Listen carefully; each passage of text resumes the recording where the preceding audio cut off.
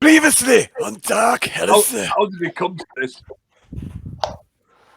I should have been dead 20 years. I live still. And I live. Somehow. You spent the beginning of a new day listening as the Voxcaster kicked in with the Daily Hive briefing. It spoke of the war on Tranche coming to an end after 5 years, of the troubles in gunmetal restricting travel, of Granithor, and of the people who were intending to visit that world to pay homage to the dead, specifically those interred in the mortuarium of House von Morton, to make an appointment with the Historical Revision Unit. It spoke of nobles returning, rumoured to have gone missing from Hive Tarsus, that had actually gone on holiday to the pleasure world of Quadis, and how a Lungyord known as Lord Ortegas, who had become an actor, having died of a drug overdose. How very tragic. Jives, Lord Stroph's butler, arrived with gifts, items which could display the symbol of the Inquisition, just in case, read a note signed M. Mira treated Dick and Dericles for their addictions. Dericles and Vlad headed down Hive to meet Maylene Trun, while Ramsay and Ishmael headed up Hive to meet Lady Cleves. Dick voxed Lord Outhwaite, offering him one of his Carnadons in exchange for helping him get into the Alabaster Court. He had lied, sort of, to Lord Outhwaite, speaking of a missing friend and of how he suspected bad things were happening in the Alabaster Court. Lord Outhwaite was intrigued, excited even, at the prospect of a little cloak and dagger business, and he accepted. Dick spent the rest of the day reading, beginning with his ABCs of Low Gothic. Mira worked on her Farcosia antidote, and helped pinch her a little with the bigger words in his book. Ramsay... S is for Space Marine. N is for Nurgle. Ramsay and Ishmael discovered that somehow Lady Cleves seemed to be expecting them. They witnessed Lady Cleves fighting, blindfold, against two of her handmaidens, and winning despite her obvious ill health and age. And Ramsay believed that she had perhaps been holding back 2 nights previously when she fought Lord Verence's man at Lady Barella's party. Ramsay tried to persuade Lady Cleves that he wished to inspect the kitchens at the Alabaster Court in the name of the Culinary Quality Commission. This seemed to amuse Lady Cleves, and together he and Ramsay asked her about the Alabaster Court and her visits there. She spoke of her time there had helped as a distraction after the death of her husband in the Tranche War. You know Lady Cleves also served on Tranche, and so did both of her handmaidens, Melissa and Felice. She explained how she had begun to deal with the death of Norris, but then got bad vibes from the court, beginning to hear rumours of people disappearing, and as a former guardswoman, she disliked the idea of happiness being more important than service to the God Emperor. Ramsay suggested to her that psychers may be in danger, and if Lady Cleves knew of any, she should warn them. Lady Cleves suggested in return that if she was aware of any psychers, she would report them to the authorities, so they could be taken by the black ships. Meanwhile, excusing himself to the toilet, Dick crept into Dericles' room, stealing the naughty book Dericles had given to him by Varak. It was difficult for Dick to read, much of it was written in a language he did not understand. He concentrated instead on the pictures, finding one of a large, clawed, beaked creature with huge wings, which put him in mind of the legend of Iacanthos, of Tissiac, the Crow Father. Vlad and Dericles met with Miss Trun, and at first she seemed a little unsettled, but Vlad spoke to her on behalf of his spiritual advisor, Dericles, and his admiration for the young dressmaker. Vlad made his excuses, leaving the two of them alone, and the young couple chatted. Awkwardly at first, Maylene seeming to warm to young Derek as he spoke of trueness and joy, and soon the young redemptionist had a date with Miss Trun. He would pick her up at 7:30 here in the shop tomorrow, and they would travel to the Alabaster Court together. After securing an invitation from Lady Cleves, Ramsay and Ishmael returned to Stroph's Manor, performing auspex sweeps on each other, hiding pistols in secret holsters and internal cavities. Ishmael suspected that unless the Alabaster Court had some particularly high-tech scanning gear or very talented technical personnel, they should be able to sneak some weapons or gear into the court. Dick continued reading the naughty book, and Mira worked more on the antidote, before she headed off to the bar where she found an off-duty Jives who gave her a glass of very expensive wine and a cigar. Mira somehow offended the footman, and he asked her about Fenk's world. Mira managed to easily bluff her way through a conversation of her home world. Ramsay spent some time practicing in the shooting range, and Ishmael worked a little on Thing Mark II. And somewhere in the mid-hive, Deracles and Vlad spoke of dating advice and showed each other their true faces. As they returned to Stroph's manor, Lord Stroph's confronted them, handing back the data slate they had given him a few days earlier, and he informed them that all the names on the list marked processed were reported as missing people over the last year or two. He said he had done a little digging, and the mid-hivers all had the usual cursory investigations done by the magistratum, but many of the missing upper-hivers still had open case files. To be expected, the lives of the middle class are never valued as much as the nobility. You met up for a meal, eating noodles inspired by Dick in a parallel universe, and served up by Sissy. Deracles asked Dick for dating advice. Dick gave him some very typical Iacanthan mating ritual tips. Deracles realised these may not be suitable for high society. And you began to discuss your plan. Ishmael with a gun or thing hidden in his hidden compartment, Ramsay with his hidden holster. Dick asked Ishmael to help him hide his secret pistols under his smaller pistols under his sanctified gauntlets, and of course Dick also has a retractable holster that can hide up a sleeve. Deracles arranged a shuttle with Lord Stroph's to take him to the mid-hive where he would walk to meet Maylene Tron. He suggested it might be a good idea to go armed at least until they reached the court. Vlad wrote a letter to Lady Redstream inquiring about protocol in the Alabaster Court, and as early evening set in, Vlad felt a pull at his psyche. Reg. It had always been Vlad who initiated this contact. This was the first time the Shalecrow had reached out to him. Vlad retired to his room, left his body and soared out across the scintillant wastes, finding Reg swooping across the desert floor, feeling a sense of pride and accomplishment. Vlad pushed at Reg, trying to learn what the crow had been up to. And with pride, Reg showed Vlad the nest she had made in the rock tunnel and the clutch of 8 eggs she had laid. Reg of Iacanthos, once the eyes and ears of Tissiak Crowfather, now an extension of the will of Vladimir Stenheiser. Reg, the first Shalecrow on Scintilla, mother of 8. And Vlad remembered his words to Pincher a few days ago in the tunnel, as he compelled Dick into fighting through the terror of the demon you had encountered in the sewer. I'm the Crowfather now, Pincher. Okay.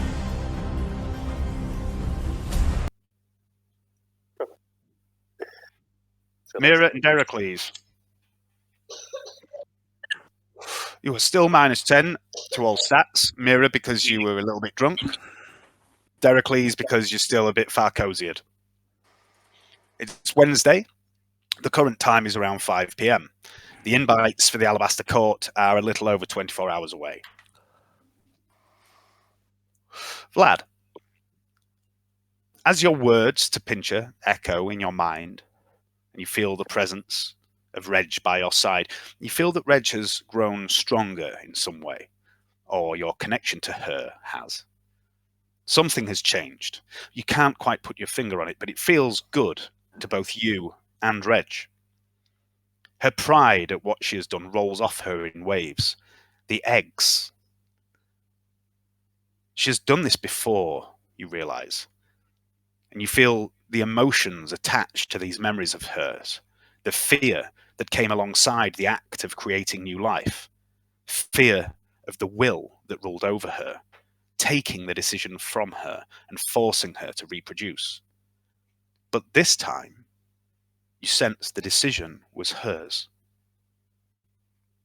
Curious. It has been many months since you left Iacanthos.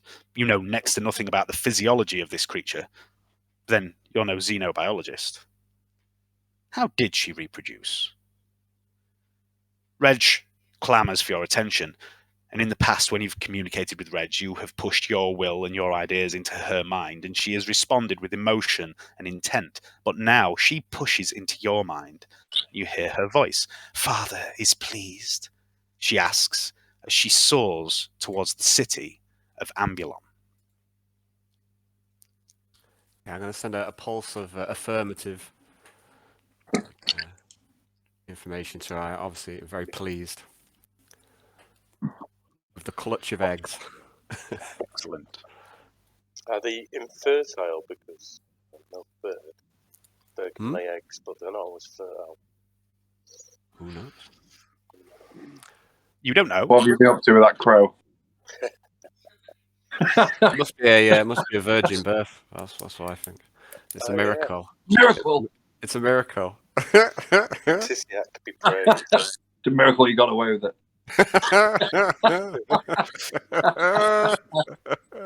Jesus Crowfather is being born.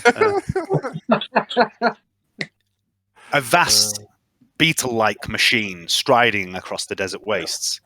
Habblocks, manufactoria, the peaks of temples, all can be seen studded across the huge carapace of the walking city. Smoke and flame belch from exhausts and stacks. Rickety shanty villages hang from its armoured sides, shaking and rocking with each sway as the city's ponderous gate drags it across the desert wastes. These little villages hanging from the side look like they could be dislodged any second to tumble to the hard-baked earth hundreds of metres below.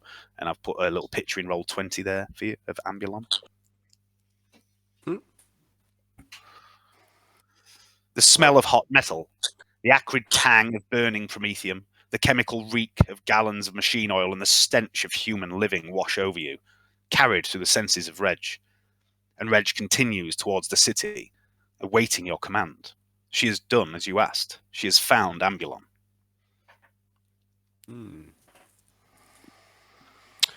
So I'm kind of floating alongside her, aren't I? Yep. At this point, yeah. So I might go and have a look inside. Just skirt the place out.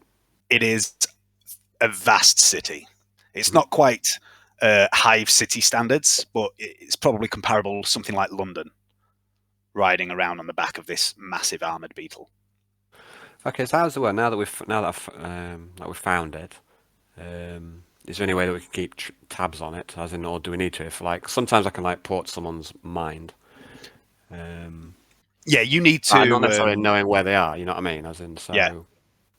So if I go and find some random surf or something. Yep. Just to have a way back in, I suppose. Okay. So Reggie's still soaring towards. You can give her guidance and direction. She's just heading towards it in a minute. Well, what I mean is, can I? Well, what you saying, mate? As in, Well, if you're telling her to find a person, then yeah. Well, I mean, can't I do that myself? I'm in spirit form, right? Oh yeah, of course you can. I just flying. What I'd say to Reg is, for her to protect the eggs. I don't know if it's a case just leaving them as they are, or if she needs to stay with them. I think it's probably best if she sends the eggs now that her mission is complete. She sends a pulse of thought to you, and it conveys one word: done. Okay, done. Yes, let's go let's send my spirit into this city and have a little look around and see if anything jumps out. Okay. Make a perception check, please. Yeah.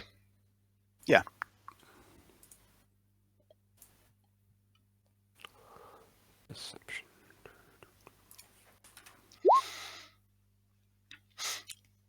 All right, so you can see this massive machine. The lower half of it looks like it's mainly the workings of the actual walking city.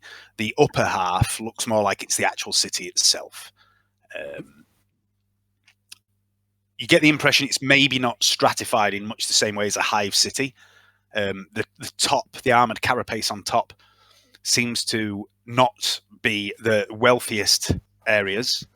As you would expect in a hive. It looks like the more well-to-do buildings, homes, hab blocks, things like that, are towards the centre of the carapace, running down what would be the spine. And the further you get to the edges, the more rickety and ramshackle homes they become. And to the point that there are even, like I say, these shanty villages that are hanging off the sides by scaffolds and really knackered-looking ropes and all sorts. You even see one or two people fall to their death as their scaffolding comes away. You also see a few cages hanging from the side here or there with people that have obviously been locked in for some sort of punishment. You see a number of, across the carapace, you see a number of small-ish temples to the God Emperor. And there's a few manufactora as well. So if there's any specific sort of area you want to look at, head towards them. So this is where we think Theodosia has come to, don't we? This is where you think he was perhaps operating out of, yeah. Okay, well, I'll go down to more to the bottom of the city where you say the manufactorums and like the engines and that sort of thing are. Okay. Have a look around there. Okay. So you sweep in low. The bottom half of this city is definitely looks more like it's orientated towards the moving of the city, and then as you get further up, it becomes the manufactorums and things like that, and then actual living on top. Okay. But yeah, like I say we'll check the factories out, I think. Okay. Make a perception check again, please.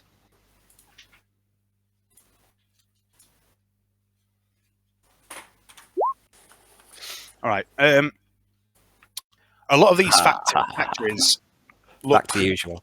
a lot of these factories look quite similar. It looks like there's lots of factories doing the same thing. And you followed, or rather, Reg followed Ambulon by following this massive groove in the wastes of the Scintillan Plains. And as you swoop closer towards Ambulon, you see that there are these vast rotating scoops scooping up huge amounts of earth and soil and rock from the ground. And you can see from these manufactorums that this is all getting pumped out again, out of the sides of Ambulon, leaving, like, that's what's creating this track and these mounds either side of the walking city. So it looks like whatever is produced here,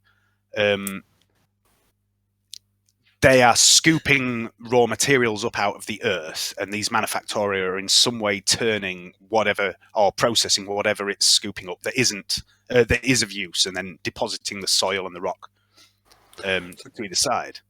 Can I have a look around, see if I can work out what they're making, or are they making a selection of different things, or are the factories focused to one thing or another? Or it looks like all the factories are very, very similar. As you look around, with that perception check, make I can't make tests. Don't ask me to do it. Make a general intelligence test. Aha, failed. Okay, you do see some crates being loaded onto the side of a large cargo transporter, an air transporter, that's painted with a logo, which you won't know what it is, but you would easily be able to recognize this logo again if you saw it. Make one final intelligence test for that. No, you've no idea what that logo is, and you can't see anything obvious from here as to what they're making. It appears whatever they're making is inside the factorum, and then packaged into these crates, and then lifted onto these platforms where it's loaded and flown away. It's not the upside down question mark logo, No. is it? Okay.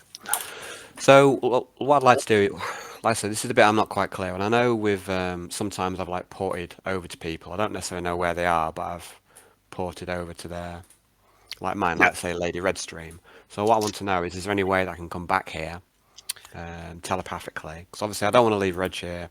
I want her to go back and look after the eggs. So is there any way I can port back to her even though it's moving and changing its location? So I don't see any reason why you couldn't, for example, find someone, and, you know, let me just check the wording on how your power works. Projection down at great speed, blah, blah, blah, blah, blah.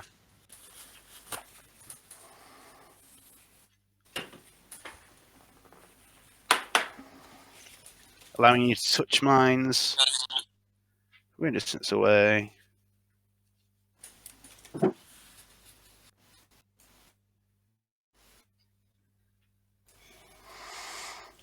Yeah, you'd be able to come back here, yeah. Okay, cool. So This Because is you'd be like thinking of Ambulon rather than the area Ambulon was in. okay. You know, if it moves. Cool. So I'm just going to send a message to Regina and tell her well done, basically, and then I'm going to head back to my body.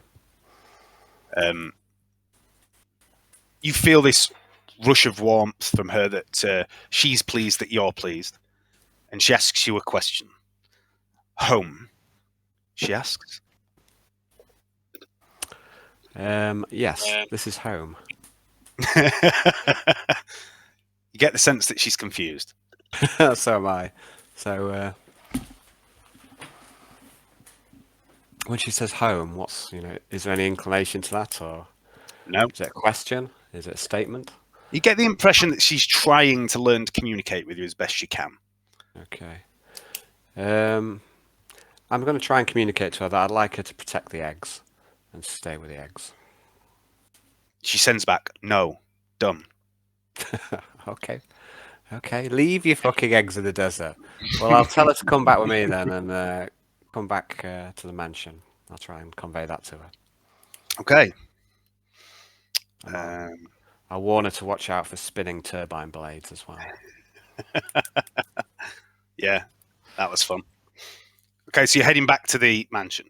Mhm. All right. Meanwhile, the rest of you are still seated in the dining room, and Lord Strophs enters. He says, sorry for the intrusion. I have some information. I took the liberty of pulling in a few favors, managed to get hold of Lord Marshal Gorman. Anyone with common law Imperium, give me a +10 test.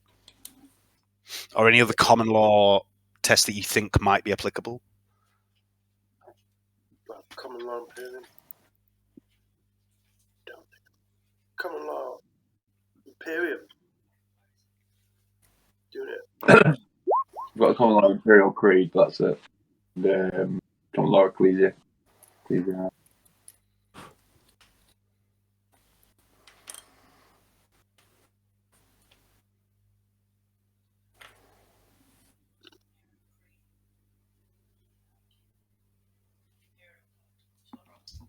No.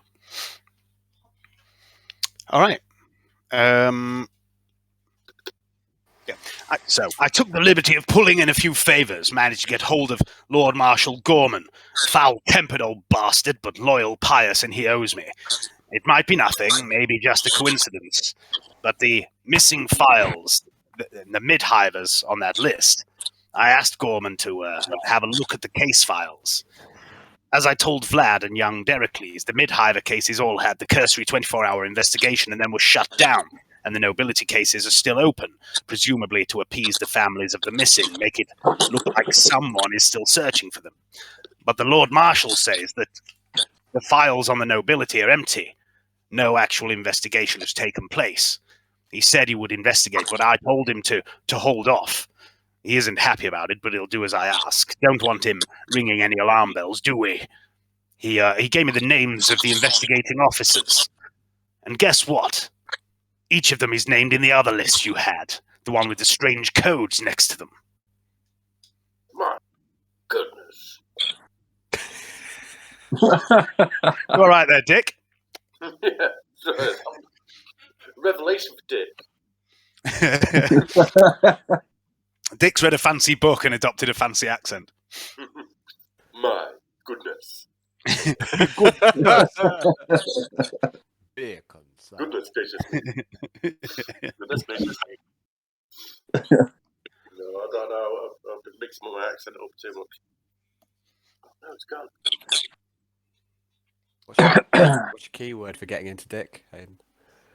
I don't have one. I'll have to maybe think of it. You need a key phrase. It is I that own this village.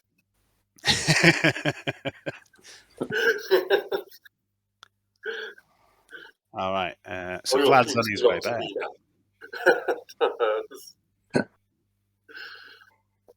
It's natural though, isn't it? All right. No, So I can't do South African or not South African, like African in general. I can't do it. So is anyone saying anything in the dining room? Okay. Wakanda forever.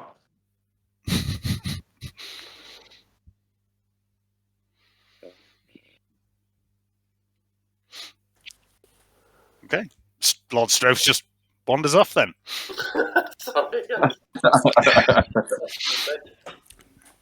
Muttering something about, well, I thought I was being bloody helpful, but if I'm not there yet, am I? That's No. You would be around this time. You would probably be just getting back into your body and taking a few moments to reorientate yourself. Just got a bit of a wang eye going on. Just Thanks, Lord Strauss. Mira's just in the corner like this. Got waggy eyes. The eyes all I was waggy. going, bye then. I hate it when you get waggy eyes. All right, so it's still a little after 5. What would anyone like to do? Your invites, you've all got invites now in one way or another. You were still sort of planning what you were going to do, and the invites are all for 7:30 tomorrow, or rather 8 p.m. tomorrow. You'd have to leave here about 7:30. I'm going shopping. Mid-house shopping to a good shop. What? Right, so it's going to take quite a few hours to get to the mid-hive and then the same time back. Can we just have a chat before everyone goes separate ways and just? Yeah, you were sort of planning, weren't a you? little plan. Is that all right? You've basically got the whole of tomorrow to do any other preparations. Like if you wanted to go down the mid-hive and get some shit, you would have time tomorrow before the Alabaster Court. Cool. Yeah, I just want to tell the rest of the group about finding that walking city and what I've seen. And so this is where Theodosia is probably gone. So yeah, so we've got another kind of target after we've done with the Alabaster Court. We can maybe try and bring this guy to justice. What are you on about, Vlad? Cities don't walk. Well, I must say it's the first one that I've seen that walks. But yes, every day is a school day. Oh, you will have to show me sometime. After what, sorry? Take me there for a holiday, Vlad. It sounds extraordinary.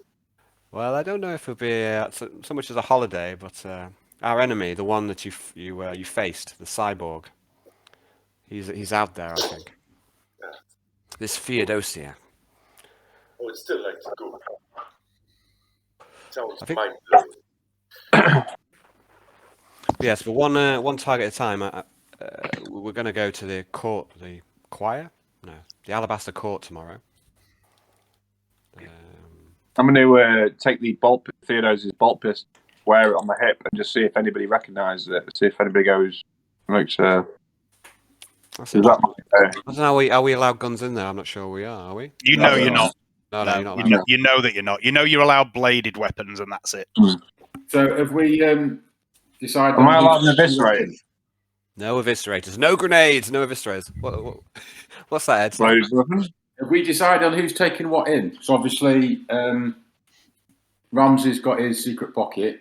Uh-huh. I've got my orifice, Uh-huh. and he's got his glove things, hasn't he? Did I finish doing fixing his gloves? Hold on, I can't remember. So okay, so there was yeah, you kind of helped him with that. There was 2 things Dick was thinking of doing. One was he's got these 2 revolvers that aren't as big and bulky as the Carnodons. He'd asked you to help him hide them within his chain gauntlets, which you think you did a pretty good job on that. The other alternative Dick has is he has a wrist mount, like a spring-loaded wrist mount that he can, trigger by moving certain tendons, and it pushes a small pistol into his hand. So that would be another option for Dick, but he doesn't currently have a pistol small enough to do that with. Do we know? Oh, sorry.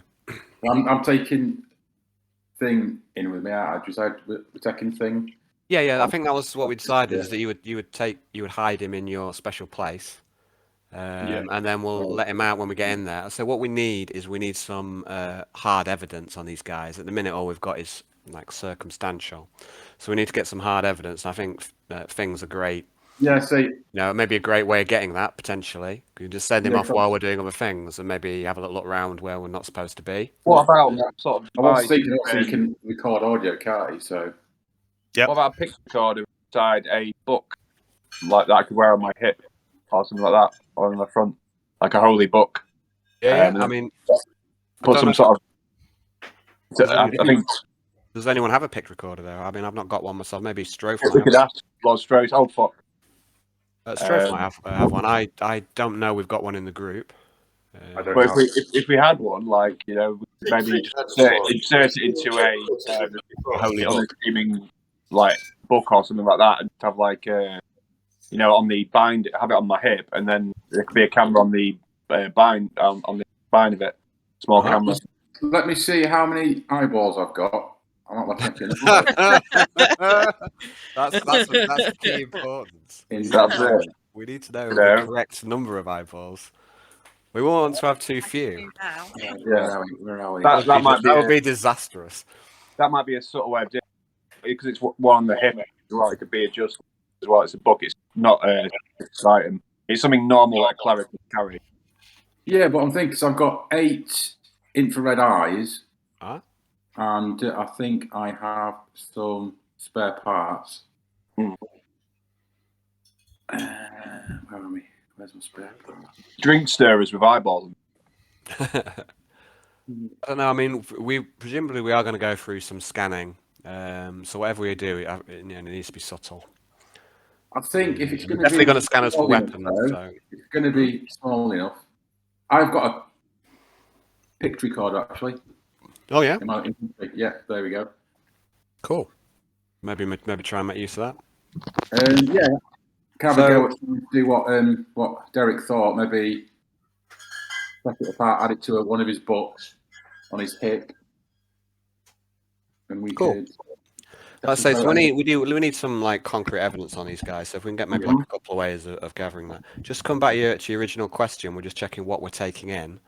So do we know whether chainswords can be taken in for Derek, or do we have any sort of like clue as to what? Because you'll have melee weapons, but do we know what kind? As far as you know, the only thing you've heard is bladed weapons. Okay, I don't know. Not anything. In fact, I mean, I would assume the eviscerator is a no-go, but in fact, well, actually, that's not. Let me give you the chainsaw. I don't know. Let me give you a bit of a roll, because you've all had etiquette lessons, or most of you have. Everyone make an intelligence roll. Sorry, this would be a customs. Vlad with a +20, Mira with a +25, Ramsey with a +5. Oh, this is a dice rolling that I know. Intelligence. What about intelligence? Yeah. Mira's got a +25. Dick with a -30. Deracles with a -10. -10. And Ishmael with a +30.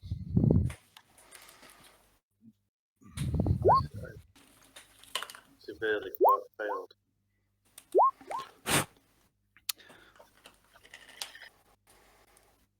Okay. So you had quite a lot of etiquette and customs lessons, Mira. And you remember seeing multiple pictures of nobility. You watched some instructional videos. You even watched some on the fine art of the correct etiquette with dueling. You never saw any powered or chain weapons in these. And Ishmael, you seem to absorb data. You didn't have as many customs lessons as the others, but you seem to take everything in, and you can confirm that powered and chain weapons are deeply frowned upon in high society in such formal engagements. That kind of makes sense. Don't bring a chainsaw to a fucking dinner party. Yeah. So, so in a minute we've got. How will we cut the cake?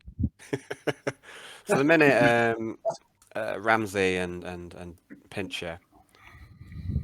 All right, Ishmael, you've got your staff, which is multifunctional, haven't you?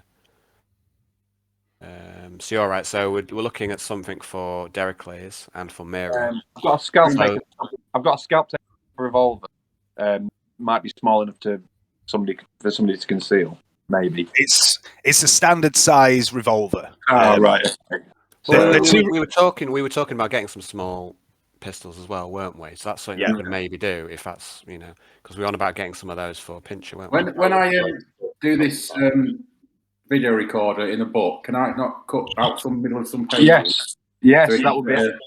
like a small pistol in it. And put some sort of anti-scanning sort of material in there to prevent it from being scanned, perhaps, if that is a thing. In the actual, say, when the book opens out on the on the sort of main fronts of the book and on the spine and on the cover, could there be something in to dampen scanners? Brownie's overcoat thing he's got is anti something, or was it? Can we not nick a bit of material? That's Brownie's Brownie's coat isn't. His coat is a ballistic weave. It's basically armor, but he's got a hidden holster that's made of a certain material that allows him to hide a pistol in. But it does remove the quick draw function of the pistol because it's all encompassing. Dick's pistols that he's trying to put in his gauntlets, they're technically, they're not shielded as such, but the idea is that they're only revolvers. They're just very good quality revolvers. But the idea is that they're going to be hidden within this chain gauntlet. So, they might scan as being a weapon, but someone might look at them and just go, oh, they're fancy gauntlets. You may proceed, because they're basically going to detect the metal and go, oh, yes, he's wearing metal gauntlets. You don't know of any law that says you can't wear metal gauntlets. That's what Dick's counting on. Would it be possible to get hold of some of this material and line his book with it? I'm thinking. Can I just say something? What about, Derek, are you happy with a sword? What about just a standard sword with a mono edge? Would that be enough for you, or do you need a pistol? What do you think? I've got. I don't know if you're better. I don't know if you're better at shooting or in hand to hand. I have no idea. If I could get, I don't know. I'm just thinking if I've got chain. You got what? Sorry. I've got chain. So if I could have like a sensor or something like that, you know what I mean? If I brought some sensor, like those things that they swing around and use that as like that would be a normal thing. You mean like an incense? Yeah, it's like a sensor like that. But I could use that as as a weapon if I needed to. Yeah, that would work as a flail or something like that. Yeah, that's what I mean. That's what I'm thinking. So I could modify it so it was powered. As a Skaven player, I obviously do appreciate the sensor bearer. So after some of the incidents Johnny's had, and I'm surprised he hasn't hurt himself with the eviscerator yet, I genuinely think you should do that. You should give Johnny a powered flail. What could go wrong? Yeah, nothing could possibly go wrong. Yeah, I don't know. What I'm saying is, I don't know. Are you better in combat or are you better in combat? Yeah. Okay, so I've got a mono sword. If Ishmael could make a sensor in time, that'd be an option. But instead of trying to smuggle a gun in, let's just give you a melee weapon, and then you can even take them in legitimately. So there's no need for any deception. Yeah. It's sort of like part of my part of the things that I could that I would carry as a priest. Is it'd be subtle. It'd be a subtle thing to have like hanging from my belt or something like that. Have some sense or something like that. Or whatever. Just to add to the ambience of the party. If we could somehow rig it up so we've got some sense, could work as a knockout. Sort of, in case everything went tits up, we could start severing some smoke that sort of puts people to sleep. Or something like that. I don't know. I don't know. I've got some sedative. If we take respirators and stuff as well, and we see somebody that we want to capture, we could just put everybody to sleep with this magic smoke. You know what I mean? It's like, how are we going to explain away the gas masks in their backpacks, Johnny? What's this for, sir? No reason. I like to carry it around. I don't like the it's to get me through the lower hive air. I think you get away with that. We could be like, why are you not wearing masks? Don't you know about it? Yeah. We've got to be safe. In the hive, all sorts of horrible diseases. Yeah, We wear a mask. That's it. So what about Mira then? So we've got everyone else sorted for a weapon inside. Mira's got a mono sword, haven't you? You can wear a sword. Is that enough for you? Look at your inventory. I'm pretty certain you have. I think we've all got some form of mono weapon, haven't we? Yeah. So I mean, that's what I'm asking. Are you happy with a melee weapon? Are you happy to go into melee, or do you want to try and smuggle a gun in?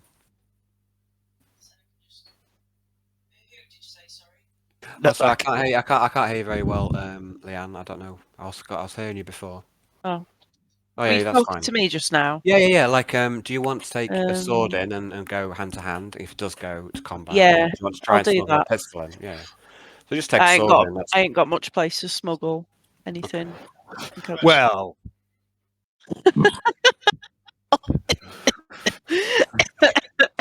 What are you thinking? What are you thinking, Liam? What are you thinking? Thinking? I've run against the gutter. To be fair, bolt pistols are quite large and bulky, and Mira is probably a virgin, so. Sorry. So going to need a montage for that. So we've got the weapons bit sorted, or what we're taking in. Okay. And we're going to try and get some intelligence via Feng and via a device you're going to make for Derek's Holy Two. Is it right? Yeah.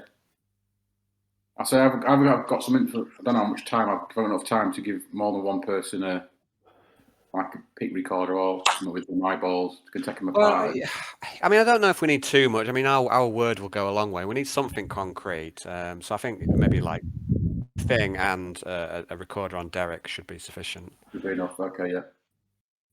And it might be. It might be. We'll have to wait and see. We're going to have to play it by ear, aren't we? So what am I going to need for? I've got the pick recorder, which I can obviously modify into his book somehow. You wanted to hide it somehow, aren't you? Yeah. Let's see how many spare parts I've got. I couldn't find them before. Okay, so the holster that Ramsey got came from Mr. Wilson of Wilson's Wonderful Weapons. It might be an idea. Buy get some material. Did he what? Sorry, Dick. Buy the holdout last pistol. Did he buy it? Yeah, or was that someone else? If you've got one, it will be on your inventory. No, I've sold the pistol off it. Yeah, but I mean, yeah, you know of 3 places that you can get stuff from. One is Wilson's Wonderful Weapons, which is this fancy gun shop in the upper hive. It's not in this tower, but it could easily get there and back in a day with a shuttle. And below the fancy gun shop is Wilson's Real Stock, and he supplies agents of the Inquisition. You also know of Strelov, the black market dealer, who you met. Mr. Medan introduced you to him a while back. And there's also a pair of Weasley little ratlings, one of which is named Relikov, that you've met, who sell some pieces of all sorts. You don't recall them selling weapons, but they're a bit sort of black market tech dealers as well. They're the 3 people you know. The 4th option is, of course, the Tricorn, but you were told not to contact the Tricorn. Wilson's is a good choice, I think. Yeah. Maybe come with you if you want to go up high. We're going to need some more creds though, because we've got Daddy's credit card. Have you seen how much money Dick has got? You got gold-plated Eviscerate, did you? Is that true? You've already been spending. Varak's credit card bill is going to be fucking astronomical. Hopefully, What it's for. that's a problem. That's problem for another day. That's a problem for another day. That's not today's problem. That's tomorrow's problem. Some of the details of our purchases, our expenses should be omitted from the official report. 45,000 thrones on weaponry. On Brexit, you're fine. For a dinner party. Okay, so you're after like a tiny little gun or two, is that I right? am after tiny little gun. Okay. I had a little So- ornate dagger to go with my outfit. That'd be nice. A little dagger. Dagger would be nice. Yeah. Yeah. Ceremonial knife.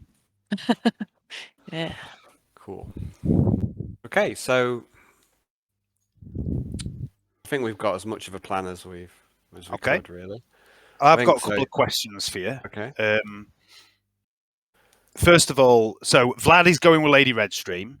Derek's going with Maylene Trun. Dick's going with Lord Outhwaite. You've got an invite for Ramsey or Ishmael with Lady Cleaves, and then Mira's got an invite with a +1. So who's going with Cleaves and who's going with Mira? I think I was going with Mira. I think that was. Yeah, Okay. and Ramsey would cleave. Sorry. That's fine. Mira and Ram and Ishmael. All right. So before you actually go, you've got a bit of time anyway. There's a whole extra day yet to deal with before we go to the Alabaster Court. But before you do that, what I'd like each of you to do is look at your character sheet and your inventory page that you've got as well. And just put an asterisk next to anything that you are taking with you when you go to the Alabaster Court. There's plenty of time to do that. It's going to take a while we deal with some other stuff. Is that on the inventory page or actually our character sheet? Do it on your character sheet if you want, and if there's anything that's not on your character sheet that is in your inventory page, just add it to your character sheet and put the asterisk next to it, just so I know what you're taking. What's the asterisk? Little star thing above the 8 key. All right. It's a little French I was just about guy. to go there. What? No, don't worry about it. There's a cartoon called Asterix. All right. It's Oh, on the that's 8 star. key. Yeah. Like a little, yeah. So just Cool. mark what you're taking. Call it the star. No, I'm going to call it what it really is. I call it. Yeah, but that's you. Okay. All right. I'll give you a few minutes to do that. So what we're taking, yeah. Yeah. I remember, like, you know, they may well scan us, so no grenades, Pincher. I've got this vision of Pincher turning up with about 8 pistols hanging from his belt because he's got all the firearms. That'd be amazing. After it, Dave. Like Ramsey and Pincher between them have got pretty much every pistol in the fucking game. So we need. I'm not taking any of my guns. Right. So what's an asterisk? Is it a star? Yeah.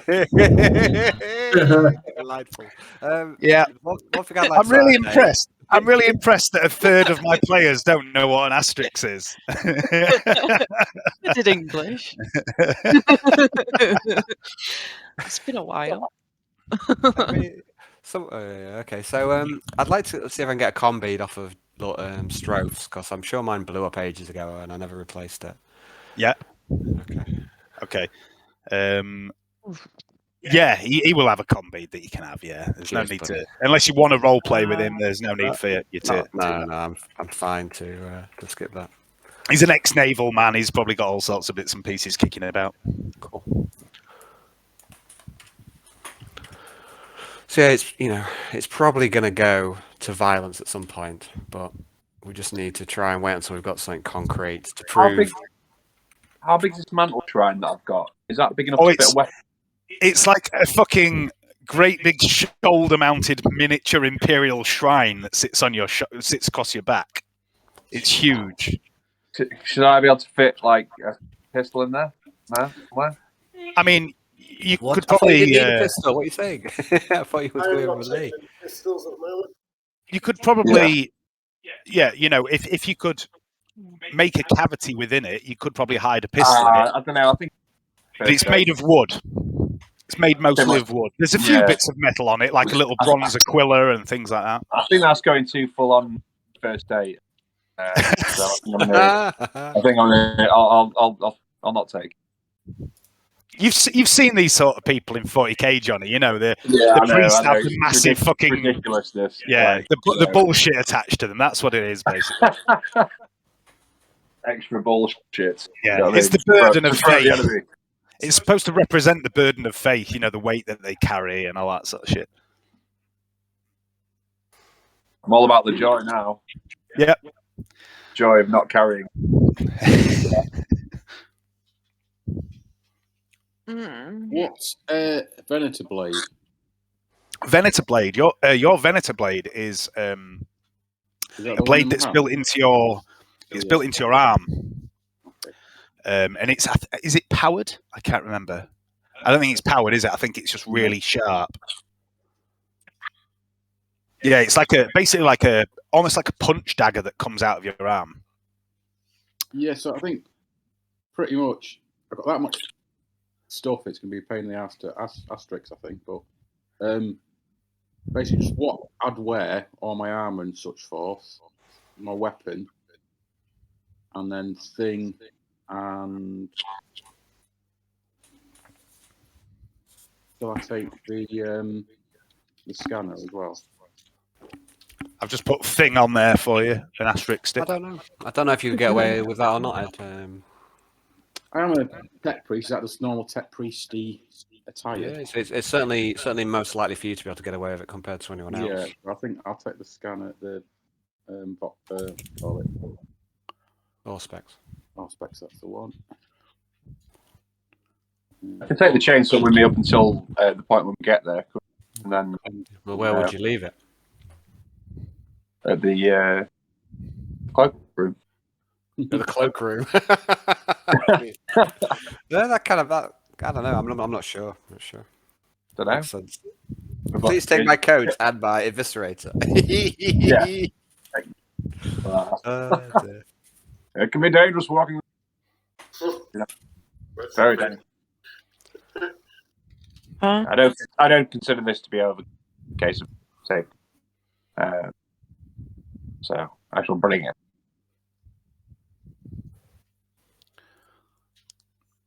I'm just gonna leave it. I'm gonna leave the thing I think I like the idea of that more than anything else because it's a bit more subtle. What's that? What are you on about? You know, rather than debating whether to take a chain like melee weapon. If Ed can put me together like a chain weapon, or if we can get one from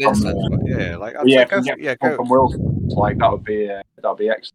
You want one what from Wilson? Sorry, you want some sort of chain weapon, chain sensor, something that looks like a sensor. What have you actually got on you, Johnny? Have you got like some sensors? No, I haven't. But like, we can always have a look around and see if there's like priest or anything like that up in the upper high. I don't know. It looks like I think that was a very bespoke item. I don't know. Yeah. I don't know if Wilson will have it. Yeah. From what you've seen of Wilson's shop, the last time you went to Wilson's shop, he mainly specialised in firearms. Yeah. And he didn't have a massive stock, but that was a while back. Something like a priest specialist sensor is something you'd probably have to get from the ecclesiarchy or something like that. But I mean, there is a small temple in Lord Stroth's Manor. Yeah, I'll have a look and see if there's something in there that could be used and modified. I mean, if you and Ed want to both make a perception check. Yeah.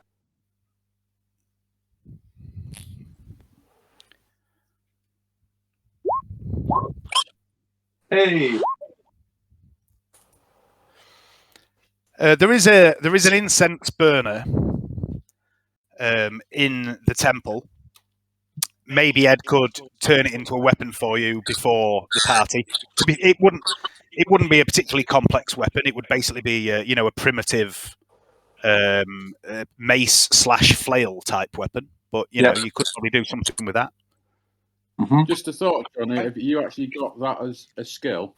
Yeah, I've got primitive. It's like maybe primitive melee. Have you got it? Yeah, chain. I've got. It's not a chain weapon, is it? A chain weapon's like a chainsword or a chain axe. Right. Yeah, I've got basic weapon training. Melee weapon primitive as well. Yeah, I think that's the one that you need. That'll cool. So yeah, so you're going to make Johnny a weapon to take in. Yes, we're going to go and try and get get weapons the for part him. for that, get a chain for that, and I'm also going to try and mess about with his book as well. So I need to get on with that, make sure I can. I'll go and fetch one. So I'm gonna So shuffle off, that's And Okay. order some chain from that guy. grab one of the many tomes on I mean- the side of. You do actually have, Ed. I think you have some metal, don't you? Yeah, I got some Metal. exotic alloys. Yeah, so there is a small workshop in the mansion as well. So you could probably reasonably knock up a chain Yeah. and a crude handle to attach this sensor to make it look like, Yeah. you know, a proper sensor that Johnny could wield as a weapon if you wanted to.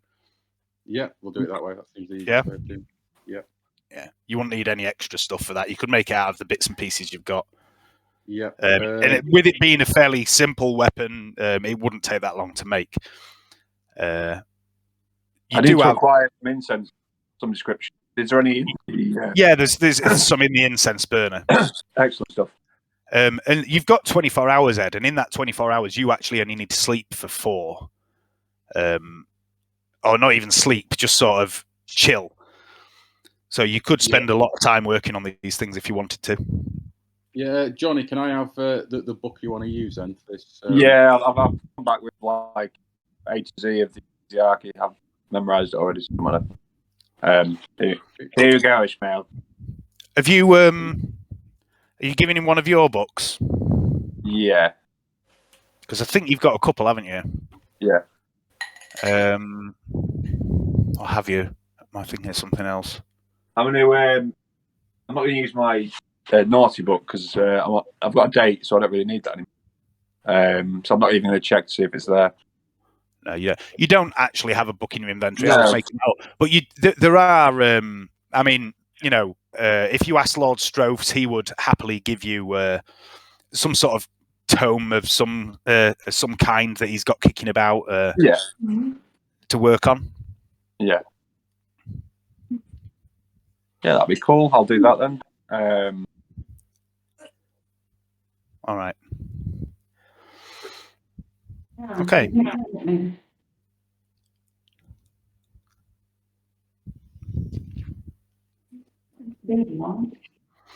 All right, we'll just wait for Al to get back. So, in terms of hidden shit, there's going to be the picked recorder in the book. Yeah.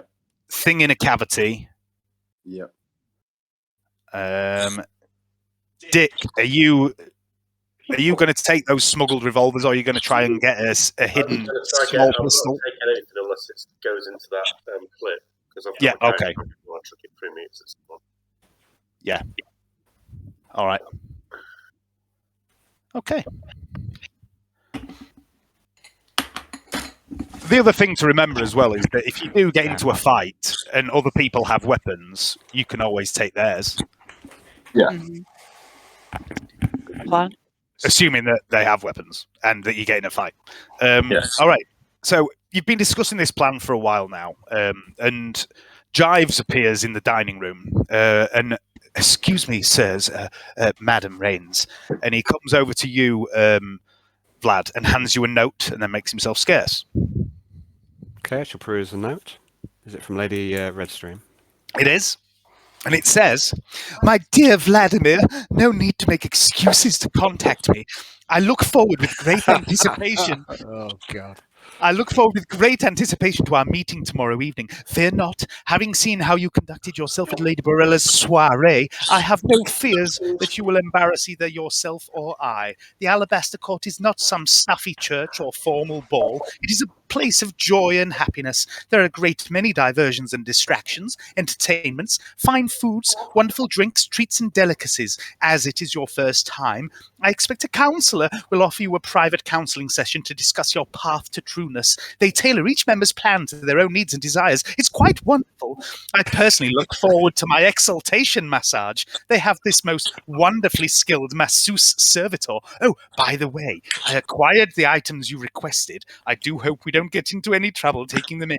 Perhaps we should use them before we arrive at the court. Oh, well, until tomorrow, my dear Lord Rains. Oh dear. Who's got the best day? Is it me or you, Johnny? I think it's you. No, I think it's gonna be hard work tonight. I think. So, It's going to be a challenge. The conversation's going to be a challenge. About clothing and the God Emperor. so I think. So where are we up to now? Then what we doing next? Well, there's nothing else. Nothing else happening immediately. So you've all got a bit of free time. It's probably about 6-7 p.m. right now. Okay. Yeah. A little over 24 hours. I'd like to work on the book first. Yep. I would like to go and purchase a. If we've got time, I'd like to go and purchase a gift for my date.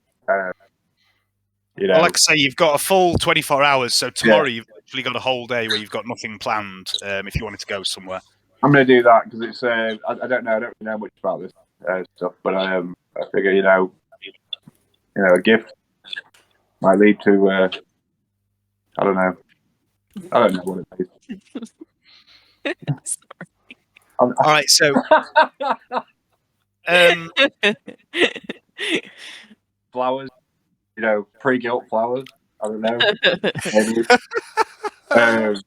Gilt flowers. Gilt flowers. I only ever get gilt flowers. No, you get apology flowers. You get apology flowers. Well, that's kind of the same thing, buddy. No, it's not. I don't feel guilty. I feel bad. It's Or not maybe the a same. combination of the two. So. 30 flowers. Yeah. Right. So, Ishmael, if you want to, it won't take long to hollow a book out. I fucking don't know what test this would be. Give me an intelligence test at plus 20. It's fairly plus 30. In fact, it's a fairly simple task. Oh.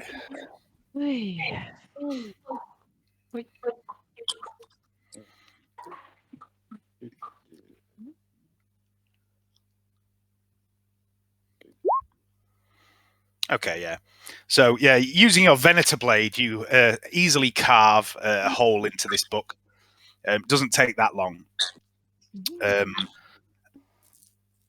So you're going to basically try and build a recording device with one of your eyes setting to the book.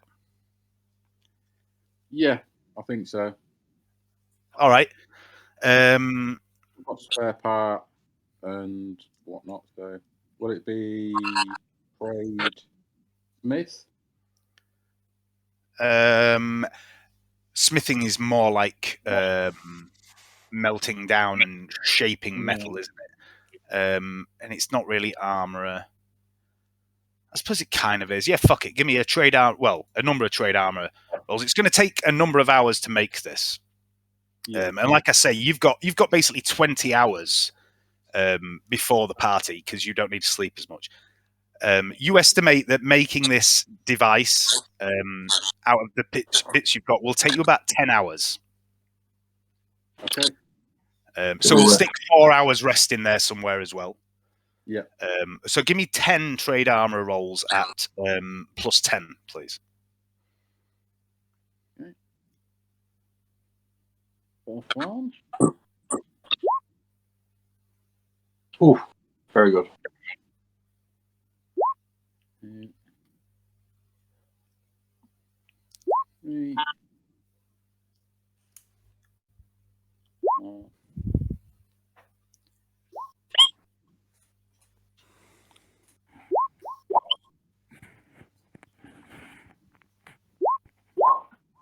Ooh.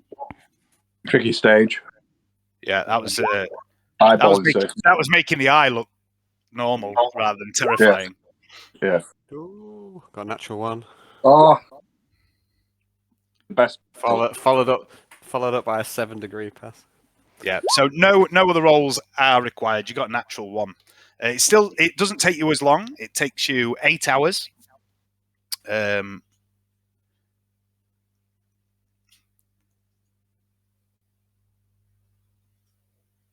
Yeah, you make this perfectly, and the book has this recording device within. You reckon you can get about 8 hours of recording time on it, audio and visual. On the spine of the book, there is a number of fancy swirly designs, and you've skillfully hidden the eye within a circular part of this thing. To the naked eye, you're pretty certain it wouldn't be seen. Whether it could be detected, however, is another matter. Okay. And that took you 8 hours of your next 20 hours, so you still have 12 hours to play with if you want to do anything else. Flail. The flail for Johnny. Okay, so that's not going to be too big a deal because the sensor you're just going to basically attach to a chain. So give me a Smith roll for making the chain and the handle. In fact, give me 2 for the chain and 1 for the handle. Is it just Chain straight? Any pluses, minuses? The handle would be a plus 20. The chain would be a plus 10. The handle. There's just 1 roll for the handle. Yeah, it's basically a stick, so it's not going to be hard to make. Handle, and then first. And then 2 for this, so that's a pass. And a fail. All right, and then so that'd be 2, 1, and then 1 more hour for attaching all 3 components together, please. This would be a trade armorer roll. It's a basic weapon, so plus 20 with the workshop. Oh, yeah. All right. I do believe you've crafted the finest sensor I've ever seen. You might have actually just really quickly knocked out a really good sensor.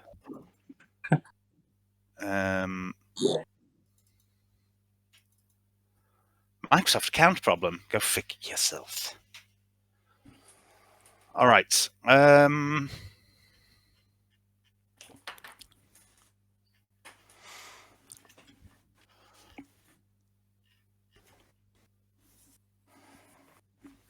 So that is a total of 12, 11.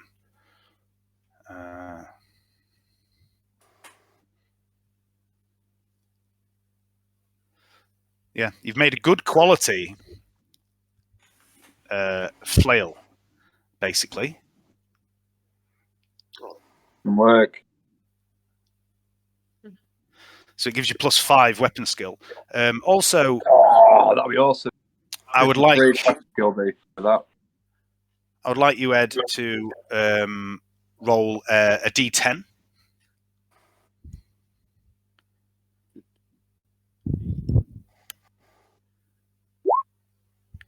Oh, What you got? 10.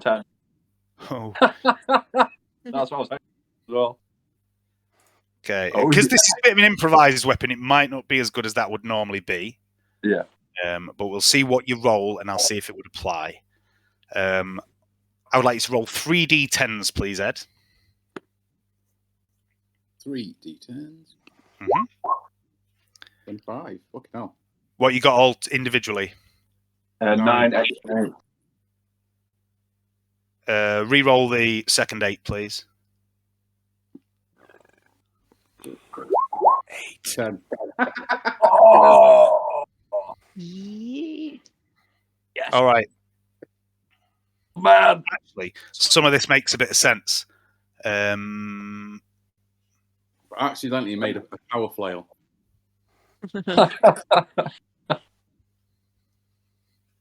Mono-edged power. And what was the last one? 10? 10, yeah. 9, 8, and a 10 would have been. All right. And finally, I would like you to roll another D10 for the negative side effects. Just one. Got 3. Yep, you've got 3 positive and 1 negative. There we go. What is it? 6.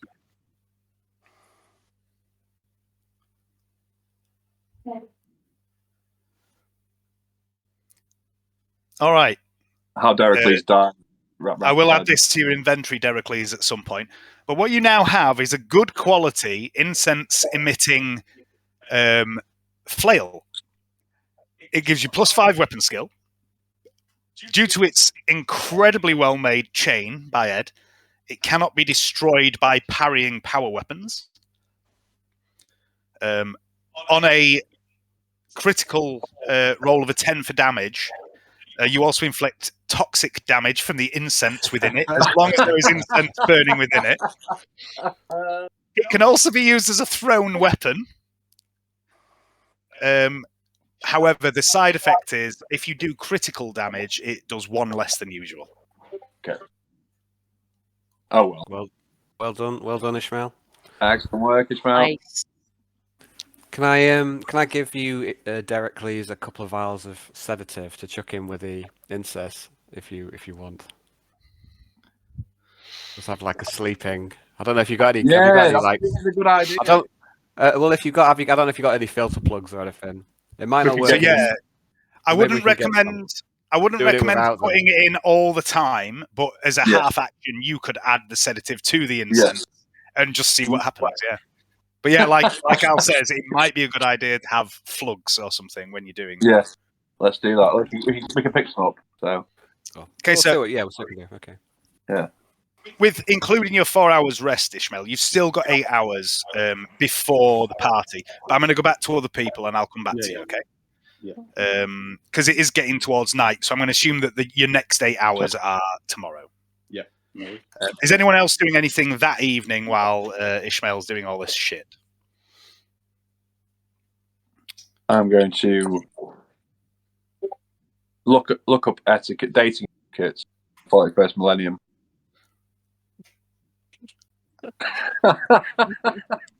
She's not know any. Never All right. This is a weird request, but are you going to? I mean, Lord Strophes does have a small library. Are you going to see if he's got any books on etiquette for dating? Yes. Okay. Make a perception check in his library.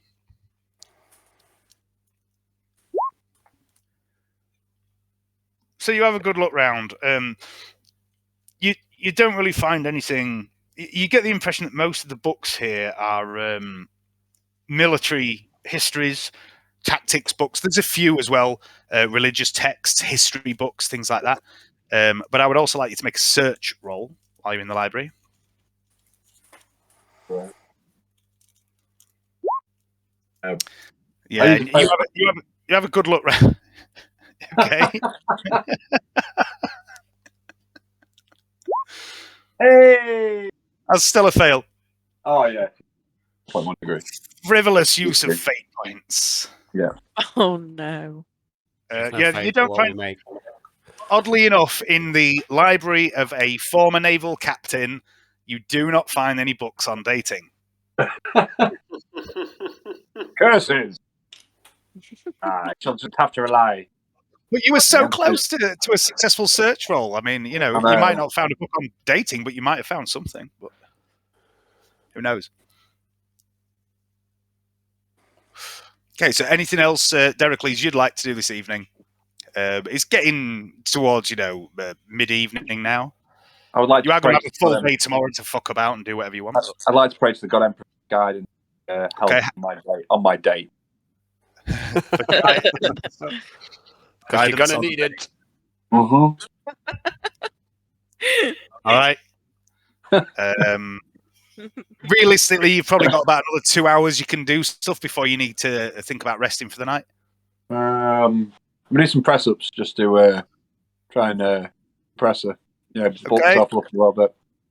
And like an hour of press ups. And I'm okay. Good God. Gave it all. No one does an hour press ups. I know, that's what I'm asking. That's what I'm asking. Only crazy? Only fictional people do that. And then just have spend some particular time on some personal grooming, so it's easier. Get that tash under control. I'll tell you what. I'll give you an hour for press ups and groom, because an hour of press ups is ridiculous. You've still got 1 more hour. What you want to do with it? I would like to check under my bed and books and have a look at my naughty book. You go to read the naughty book, and the naughty book has gone. Dun dun dun. Where could it be? Dun. The precious book, Oh. the book on demonology given to you by Inquisitor Varak has disappeared.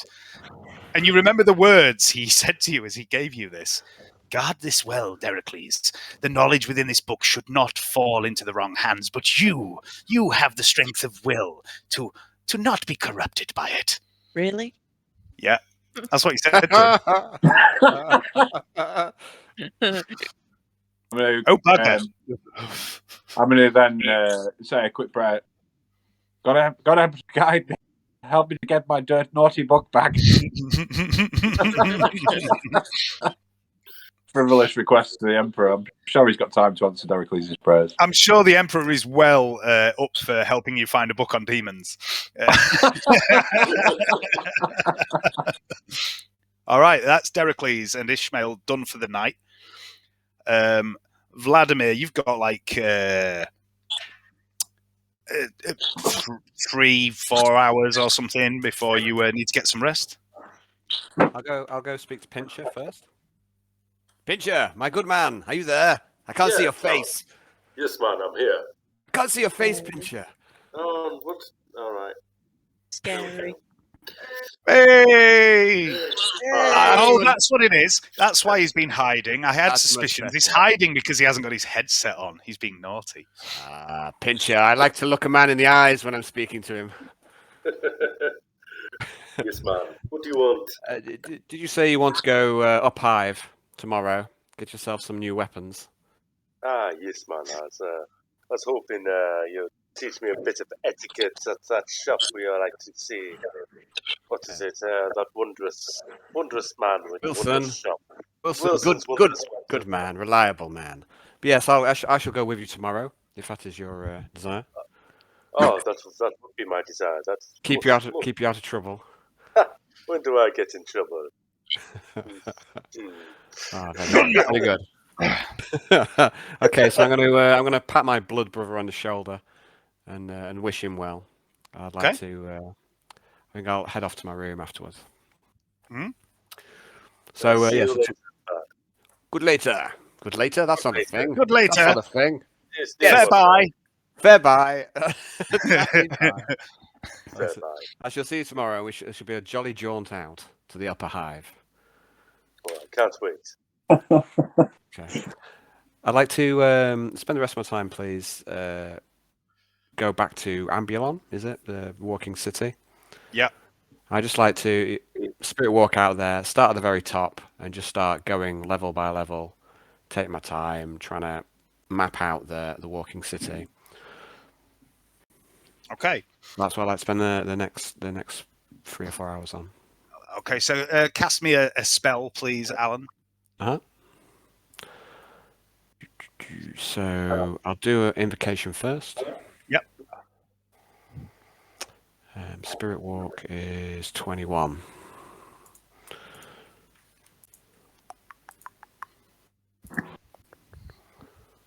Aha. Aha. Okay, so I failed the invocation. I'm gonna do a 4 dice. Just fuck it. Yeah. I'll do a 3 dice. 3 dice is fine. I'll do 3 dice. So it's plus 4, 5, 6, 7. Okay, 3 dice plus 7. I'll cast projection. Won't cast projection. I'll fail to cast projection. Yes. I'll get slightly embarrassed for myself and I'll try it again. Yeah, you can try again. It takes a little bit of time. No worries. That time. That's better. No perils either. Yeah. All right, so you quickly find your way back to Ambulon. So you've got about 3.5 hours before you need to rest. I'd like to make 3.5. No, I'd like you to make 4 perception checks, please. Natural 100. One of them, a 97. It's pretty hard. 79. It's pretty hard to have a critical failure on a perception check, isn't it? It's like when you're in a spirit form, what's it going to mean? You get seen by a thing that can't see you. I don't know. Anyway, make another one, please. I used up all my rolls in Hayden's game. Okay. Now I'm spent. I've not got one pass tonight. So you spend a good few hours sweeping streets of Ambulon, and you learn a little of the layout of the place. You realise that a lot of the shanty towns and the really poor towns on the edge of the carapace, the homes are sort of like linked together, and you realise it's quite common for people to use each other's home as a thoroughfare. If they want to get from A to B, they might have to pass through 5 or 6 different homes to get there because everything's so crammed in. But people just seem to accept this. But you don't see Theodosia or anything that gives you any inclination as to where he could be. Yeah. Okay. Ramsey, what are you doing for this next 4 hours before you need to rest? I'll go and practice some marksmanship on range. Full 4 hours? Yeah. Okay. On that note, I would like you to make a ballistic skill test at -10, please.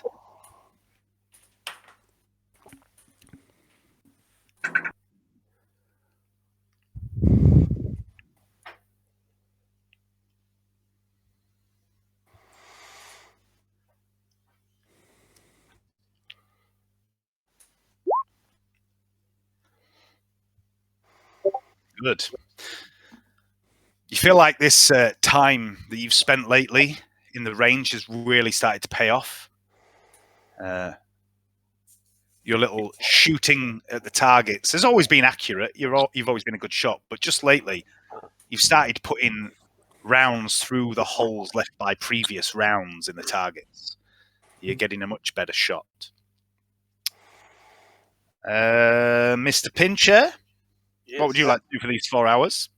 Is this on the evening or on a day? Yeah, this is the evening still, yeah. Okay. I would like to keep reading the book in private. The full 4 hours? Well, I'd like to do 2 hours at least. Okay. 2 hours naughty time. Yeah. All right, what are you doing with the rest of your time? I'm going to try and rob someone. Okay. Try and rob someone. Who are you going to try and rob? Go for it. No, is everybody in? That book was everything to me. All of them are in the homes at this point. Yeah, everyone's still up and about doing something. I'll go for some KO shock training while drinking again. Okay. There's no like spinning that KO shock round while trying to take shots at Cloyterville. All right. So I would like you to make 2 Carouse tests. First one at -30, second one at -20.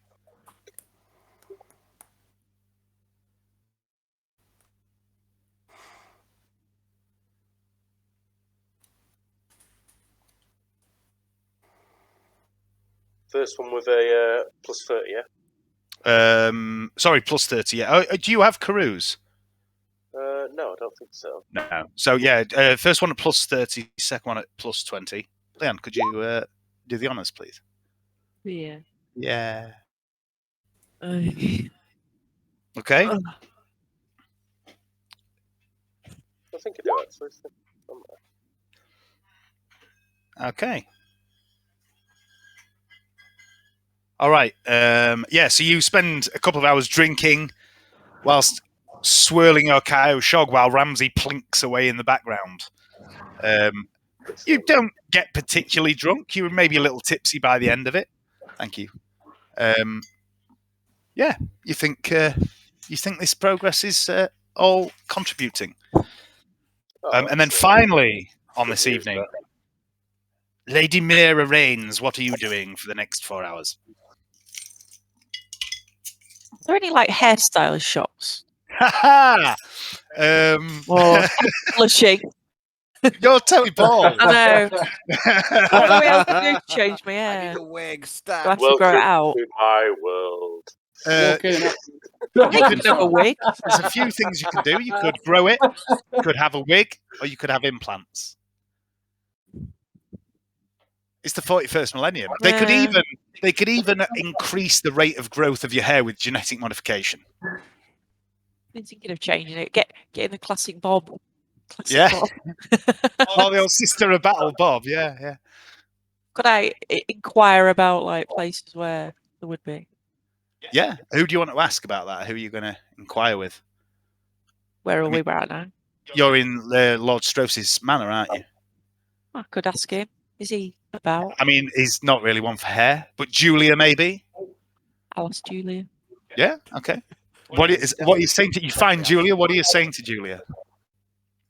Hey, Julia.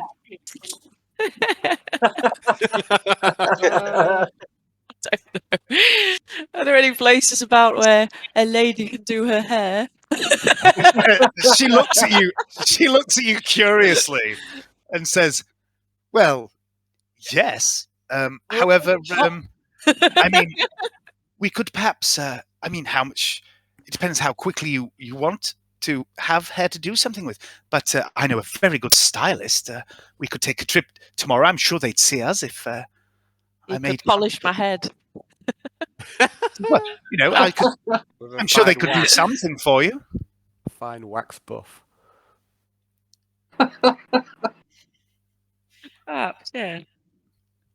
Yeah.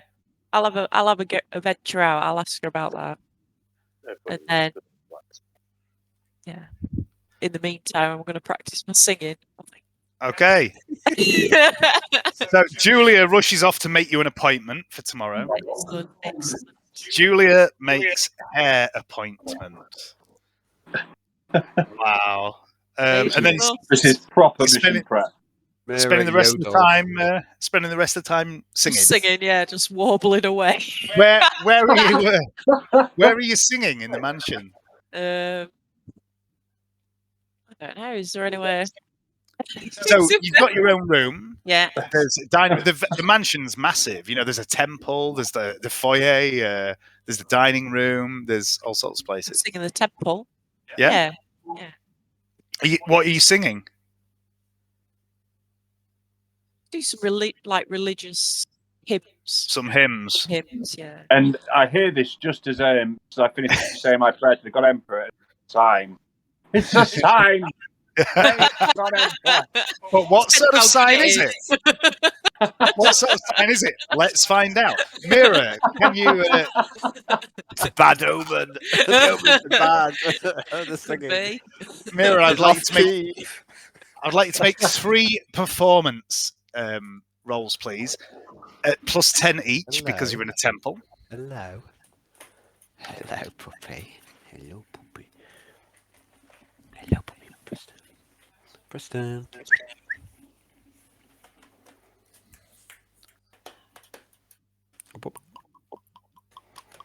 Plus 10 Mm-hmm. I've been meaning to practice. I think you have done some practice before on it. Oh! It's massively off key. Shit. I mean, when we created your character, we did say you'd been taught to sing. We never said that you'd been taught to sing well. Why? Yeah, you're getting better. So, yeah, you actually, Derek, you do witness some of Mira's decent singing as opposed to a shit singing. And there we go. Yeah, you have a good little sing-song in the temple. And after a couple of hours of this, you do actually notice Lord Stroth's at one point enters the temple and sits right at the back so as to not disturb you. And his manservant Jives stands with him. And Lord Stroth's just sits with his eyes closed, listening to you sing. He doesn't speak to you, he doesn't say anything, he just enjoys it. And then you all go to bed, except Ishmael, who's still working through the night. And as you sleep, I would like all of you to roll a D100, please. Oh dear. Obviously not me. Oh no, you two for your little rest. You don't technically sleep, but you do shut down and stuff. Say D100 from all of us, Dave. Yes, please. Sorry, what's this? You've gone to bed. I'd like you to roll a D100. For no reason. No reason. I've rolled about 10 10s today.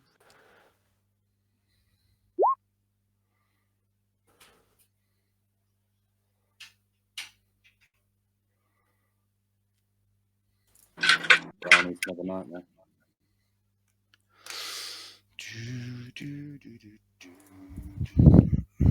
Wake up all clammy, James. Covered in clams.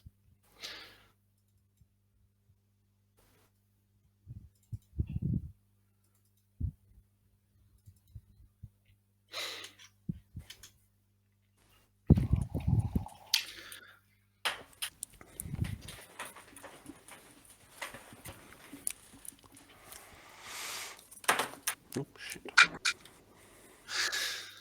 All right. So you all get a good, restful night's sleep, except Ishmael, who has a restful shutdown as he shunts short-term memory into long-term memory, and it processes the day's events in a slightly different way. And Ramsey, you dream.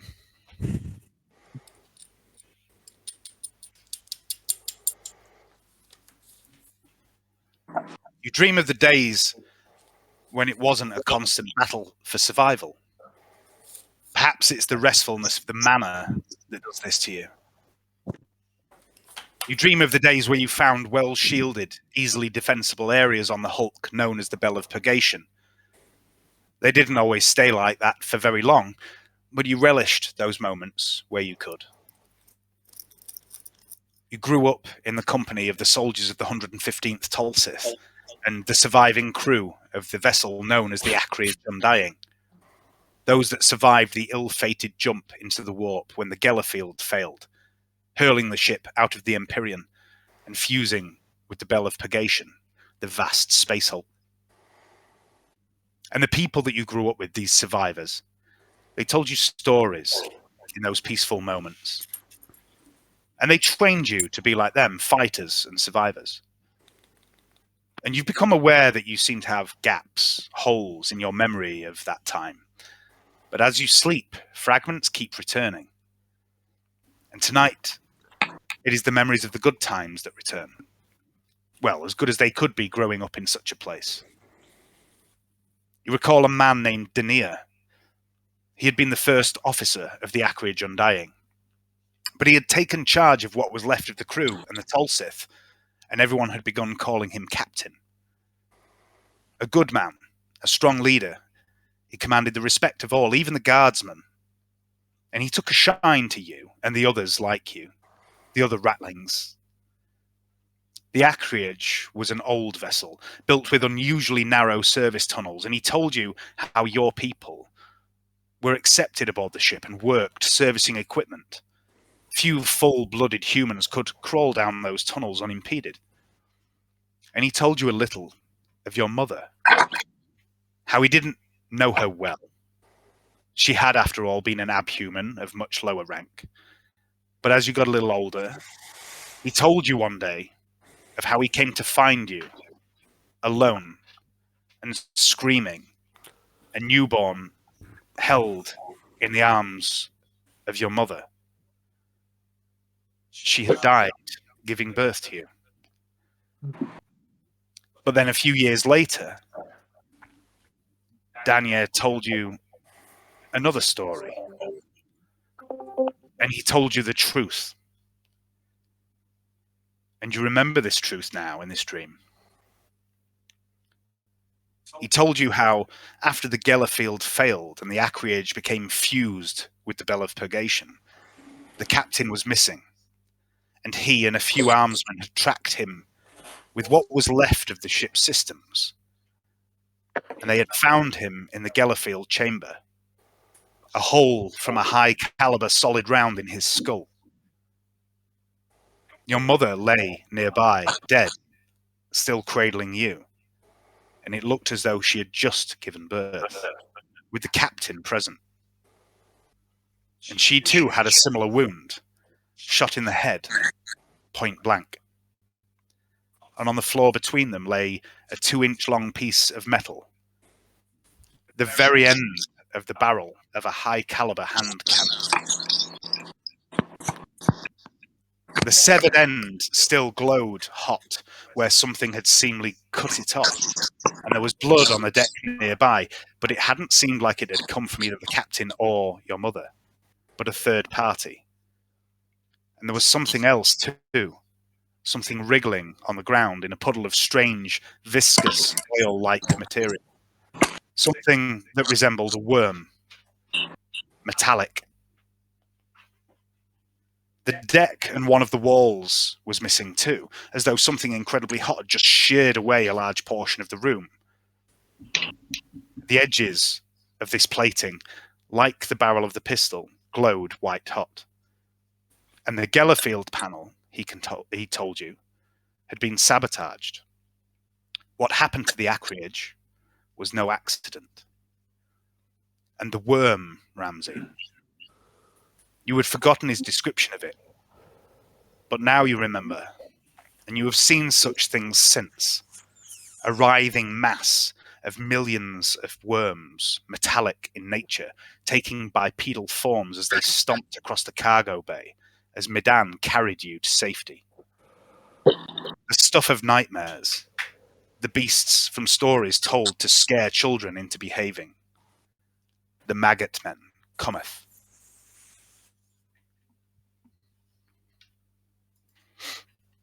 Morning comes, and you all awake. I had a great sleep. Don't know about the rest of you. Slept like a baby. I feel really refreshed after that. Okay. I don't feel clammy at all. Wake up. I do. Maggot Man Few from sleep. stretches. Maggot Man!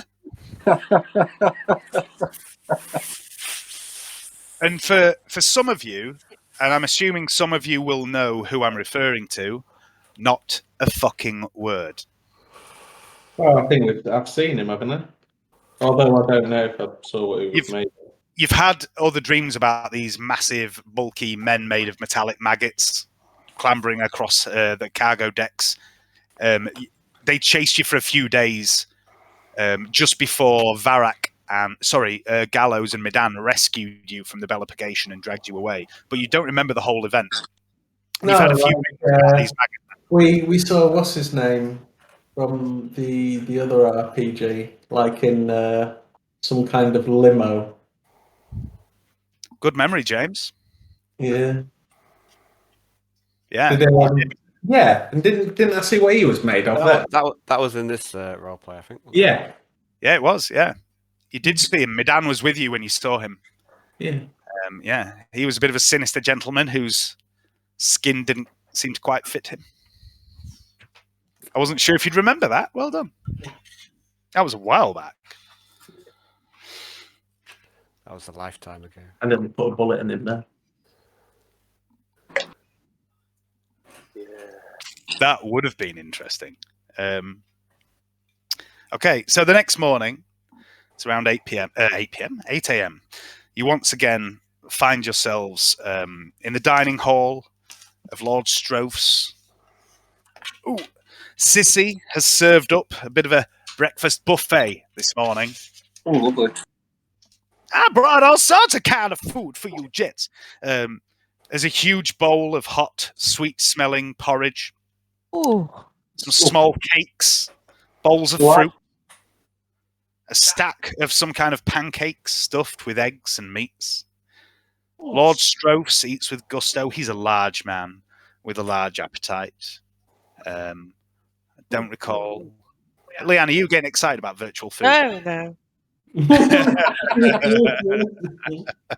There's a picture of Lord Stroph's. I don't know if I've shown you Lord Stroph's before. Yeah, we've seen him before. Okay. He sat there. I'll never forget that face. A face that only a mother could love. A face built for radio. He's tucking in with gusto, enjoying his mountain of food. Julia picks daintily at some fruit. because she's a lady and she doesn't eat so gluttonously as her father. There's a picture of Julia there as well. So, says Julia, as you all sit down and begin to eat your breakfast. This evening, I shall be, you see this look of mischief on her face. I shall be attending the Alabaster Court with Cyprit, father.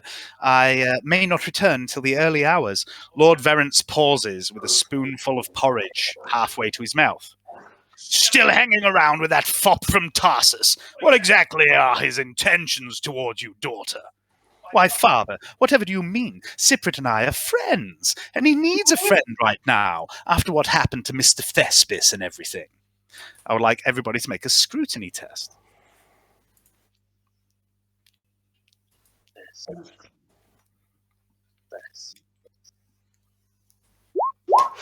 Sort of a fucking name is Thespis.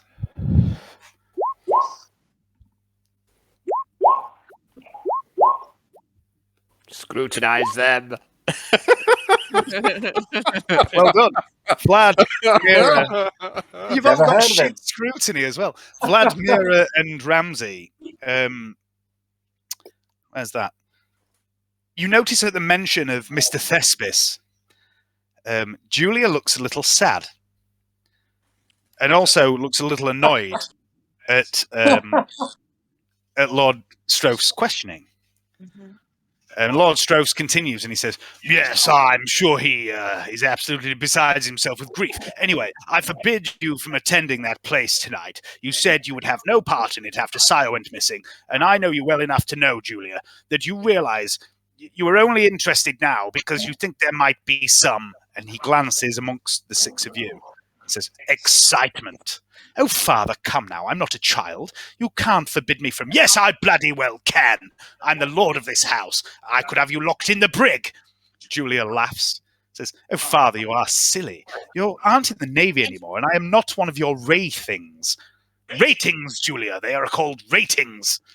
Whatever. The point is that you do not dictate where I go or whom I go with. I am an adult, and I make my own decisions. Isn't that right, Cousin Mira?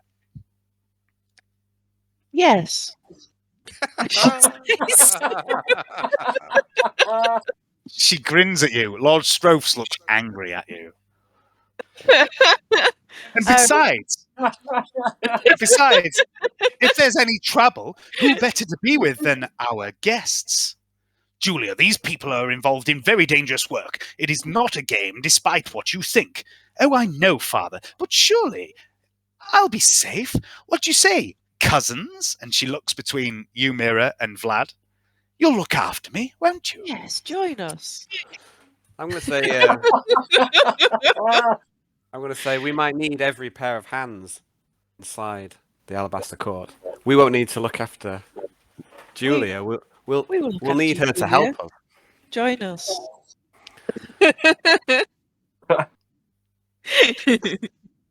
Promises to be an excellent soiree. Possibly go wrong. All We right. will have a good lark. I would like. Do you? So you're agreeing, are you, Alan? That she should Basically, go. no. What I'm saying is that we need every pair of hands inside the court as possible. You know, we're not going to protect her; she's going to help us. Is what I'm going to say to Strophs. All right. Hands to the front.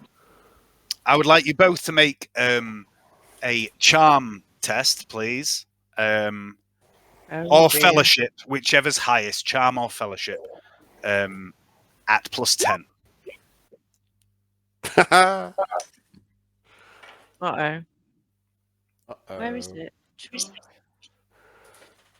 Charm's Fellowship's still in on the- your left if you've got that. Oh, shit. Fellowship's on the middle bar. Have you not got Alright. charm? Hang on. Oh, they're both the same, so... Yeah. Whatever. Do charm. Where's it going? She's an erroneous variable and she shouldn't go. Anti-charming.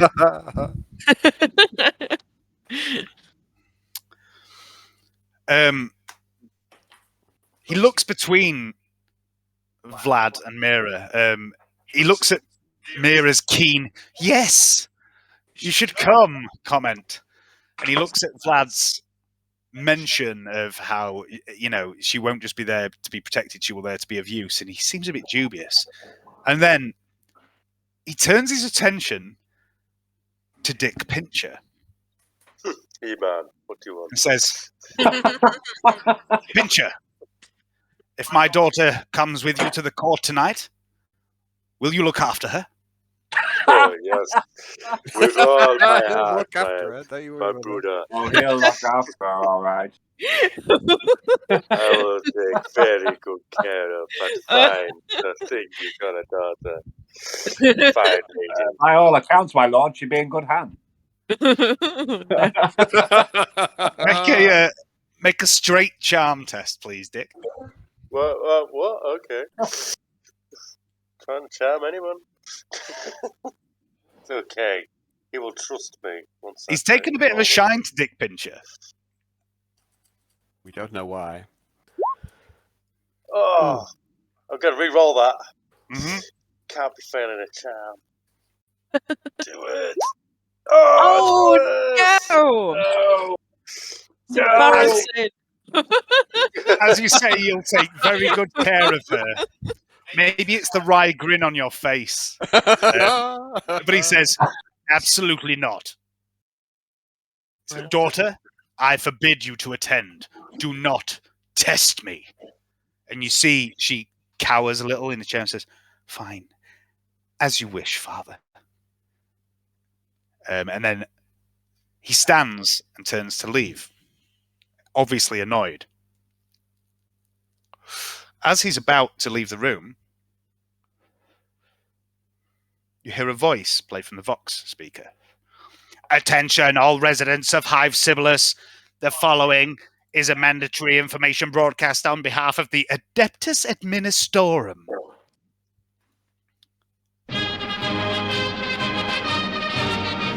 Good morning, citizens. Here are the announcements for this day, timestamp 990815.m41. Laurent and Julia immediately snap their attention to the Vox speaker. A recruitment drive will begin in 5 days, the day after the feast of the Emperor Ascendant. A new regiment is to be formed, the 415th Scintillan Fusiliers. All third-born sons and daughters of the Spires are to report to their nearest recruitment centre on the first day of the new year. Congratulations! You have been selected to participate in the Holy God Emperor's ongoing crusade to defend his realm, to push back the vile Xenos that threaten our worlds, or perhaps to quash some upstart rebellion on a world that thinks it knows better than our blessed Lord or Holy Terror. Hallowed be his name. Julia and Laurent in unison stand up and say hallowed be his name. Everyone except Dick and Ishmael make a willpower test.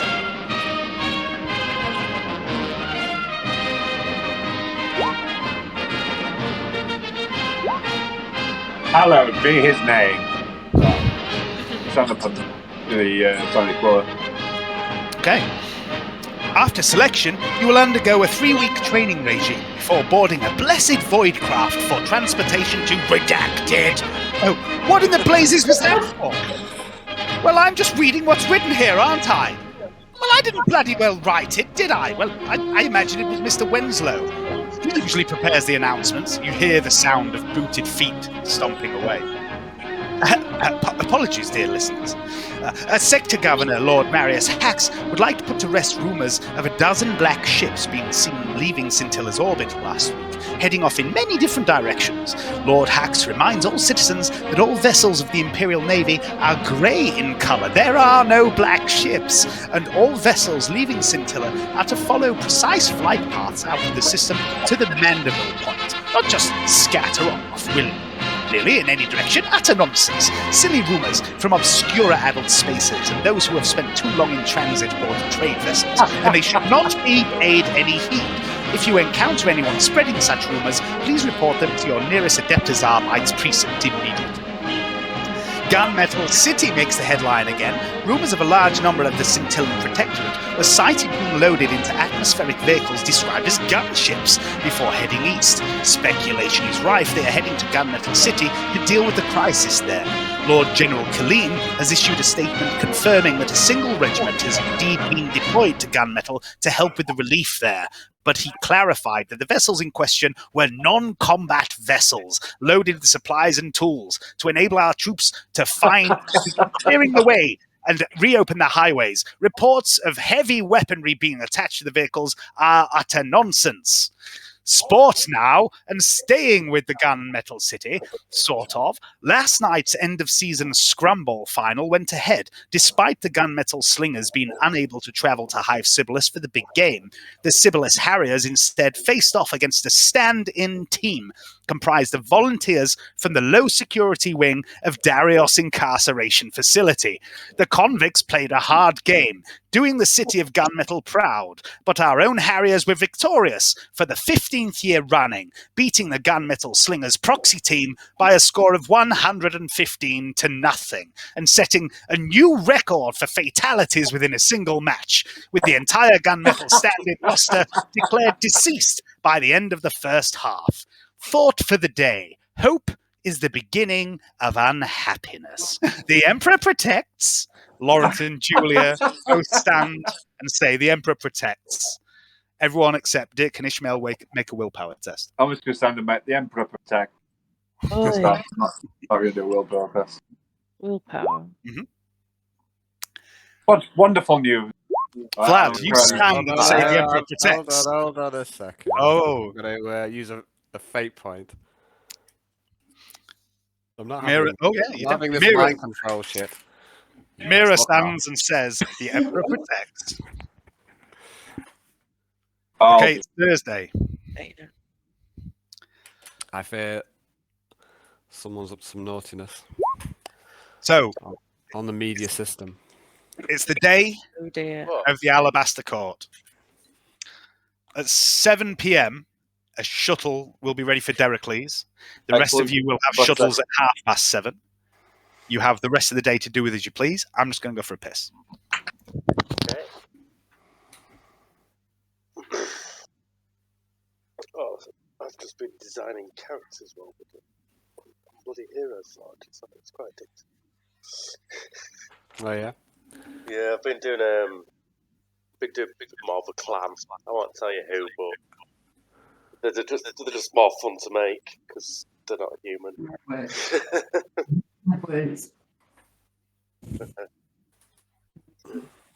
Well, I've sold some tokens which are there. I'm just redoing them. Oh, excuse me. Yeah, I've not really played around with Hero Forge very much. I had a little Raz on it, but It gets a bit addictive. is that? Yeah, I've been just enjoying all the little extras. This guy, what I've done, I've got a bottle of whiskey in one hand, a little cup in the oven, a fag in his mouth, some welding goggles on, spanner in one hand, with a pipe, a monkey wrench in his tail. It's awesome. Manacles all over and oranges. It's great. I think I can uniform the prisoners. Yeah, you can even add manacles. What do you want for a prison? It's Oranges disgusting. and manacles. Okay. Oh, just wait for James. Go on, I'm listening. All right. Okay. So it's by the time you've had your breakfast, it's probably about 9 a.m. What is the plan today? What would you like to do? You don't have to go anywhere. You can hang around the mansion. You can do whatever you want. But you need to be sort of back here in time, obviously, for your shuttles. So what would anyone like to do today? I'm going to go find Vlad. Okay. I'm going to go and go to try and find a bookstore to find a little book of the Emperor hymn as a present. And also flowers. 3 gilt flowers. All right. Me appointment or whatever they want to. Oh, you've got your hair appointment. Yeah, Julia's going to speak to Or you. whatever. Or a wig or whatever. You can't That's have a what hair it's appointment changed with me no hair. hair. Should polish my noggin. Got to get a fine wig will do the trick. A wig. Yeah, that's what you need. So Julia does Speaking of approach air you. change, anyway. Julia does approach you after breakfast and say, Yeah. "I've made an appointment for 11 Mira. We can be there in about half an hour." All right. Yeah. Yeah, so you still have an hour and a half now before you need to leave your hair appointment.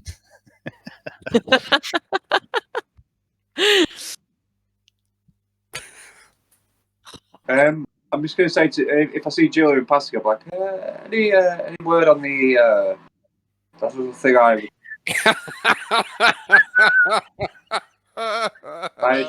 by any chance? She says, "Well, Oh, Purely medicinal, of course. that's fine." She says, I'll be back. says, I had planned on getting some for this evening. My good friend Cyprit was getting me some, but Father has forbidden me from coming along to the Alabaster Court. But I'll contact Cyprit, see what he can do, see if he can deliver some. I am most grateful, my lady. You are truly divine servant of God, Emperor. Emperor protect. Emperor protects. I was doing the sound of the Aquila, sort of turning sort of in a low growl. I want it. Walk off. All right. So yeah, Mira can treat you both again today anyway. So Vlad and Dick, what were you doing? I'd like to go and... That's the one name I remember. Are you off to come to the Hive to see Wilson's wonderful world of weapons? Pinchy, yes, Wow. yes. I'm ready. I'm ready to go live. I will join you two gentlemen, if I may. Derek? I'm in the market for a gift for a lady. What would you recommend? I'm thinking of a hymn book, like a small one, a small pocket-sized hymn book. Potentially some sort of flowery thing. I've heard they like that. What do you think? Well, I have a few suggestions for you. First off, get up drunk. Okay. Second, it's easy to have your way with it then. But yes, buy a beer, and then you shall be a lot more successful. Okay. All right. I was the way to a heart was through spiritual means, but I suppose. Yes, I have just answered the question. It is Spirit. True, Yeah, true spirit is indeed. the key. Aye. Very good. Very good. Blessings of the Emperor be upon you. Advice. Hip flash, perhaps. Couldn't hurt to have a little before we enter the Alabaster Court. Could it? Well, I'm not going to have a tipple just yet, otherwise I'll spend my whole life drunk. I had a good go yesterday, and I need to go and unwind while doing a bit of shopping. Come on, Derek, please. We cannot tally. Yes. Yes. They call it tail therapy, do they not? Reptile therapy? I do not know what this is. That's the spirit. That's the spirit, Dericles. It's gonna be just as you say. I'll have a bit of therapy up Hive. Let's hit the shops then. Let's go. Okay. I've got Daddy's credit card. It'll all be fine. I'm gonna bless Vlad as well. I'm gonna do a blessing on Vlad and blessing on Dick. May our shopping trip be blessed by the God Emperor himself. He is with us on this trip. He is with us. I can feel it. I have almost enough money to supply a small army. Yes. I'm sure he will approve. We're going to go up Hive then. No grenades, Pincher. And Dericles sort of looks at his belt and goes, with me. Excuse me a moment. I'm just going to take my frag grenade off and put it in my room. I'm going to keep 2 weapons with me, actually. Under my bed. I'll have my, what's he call it? The Judge Slayer and just one of my fancy pistols. No Canadon. I'm going to take the Theodosius bolt pistol with me because I want to try and sell it, and then I'm going to take the what do you call it, the stub revolver thing I've got as well. I'm just going to wear that on my hip, and take the chainsaw as well. Casually have that on my hip as well. I'm going to take one grenade, my modified good quality stub revolver, and the Judge Slayer just as a weapon. While you're there, could you ask Wilson if he can get some sanctified rounds? Oh, yes. Yes, I will. Sanctified rounds from Wilson. Stub auto. Stub auto. Stub auto, manstopper, sanctified. Yes, stub auto, manstopper, sanctified. I will write that down on a... I can't write. You can't write anything, Pincher. You're not yet fully proficient in writing. No, but I can. And I'll take out my sibling paper and I'll write it down. I'm like, let's make a list, gentlemen. Let's make a list, and we can tick box if you want. A shopping list? That seems like an awfully good idea, Derek. Thank you.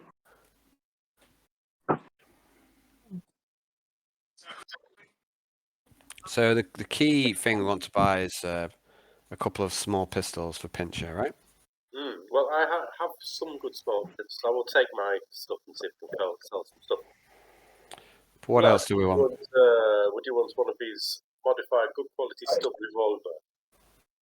I'm fine for weapons. I don't feel like I need any more pistols. Thank you, Pincher. Oh, okay. I've got more than I require at this stage. Right. Shall we? I'm going to go to Lord Strove's. You're a bit quiet there, buddy. I don't know. Oh, am I quiet? No, Dave was quiet for a sec. He was. I don't know if he had his mic off or something. I can't hear you all, Dave. Can't hear you at all. Yeah, my laptop's playing up. It's just fucking disconnecting, reconnecting. My volume's gone to shit and all sorts. Yeah, so who's heading up Hive to Wilson's? Yep. Derek, please. Yeah, so me, Johnny, and Hayden, I think. Okay. I think I'm just going to work on thing 2 with whatever time I've got left. Okay.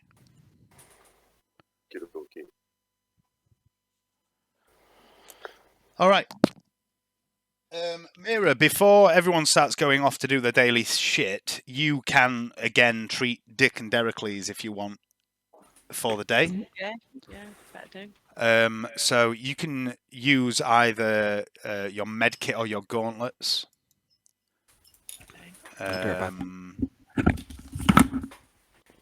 You've got 7 uses left in your gauntlets, and you've got 2 uses left in your med kit. I'll take my gauntlets. I mean, I'll use my gauntlets. Okay.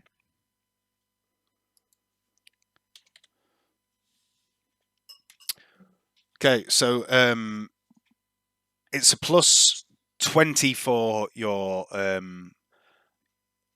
gauntlets, but it's a minus 30 for the difficulty of this, so it's a Medicaid test at minus 10, please.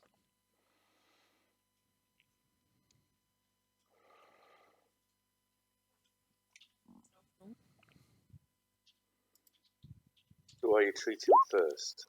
Me? Who, oh, thank you. Who's that for? Dericles. That was Dericles. I deserve that. Yeah. Yeah.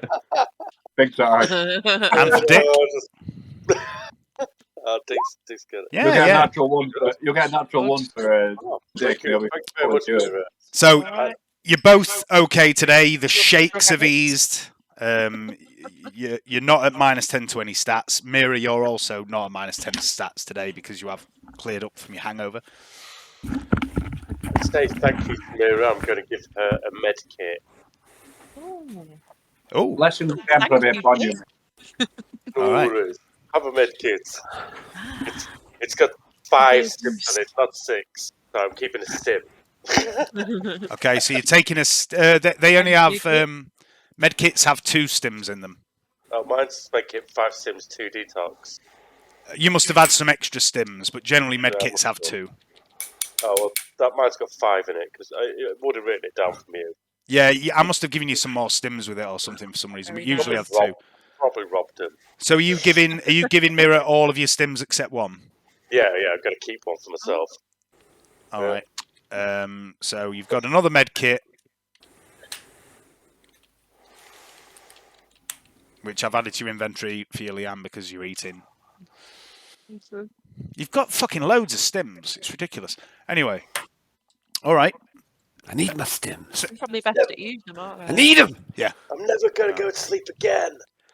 So Vlad, Dick, and Dericles, you can get a shuttle off Lord Stroph's and head over to a different part of the hive, basically.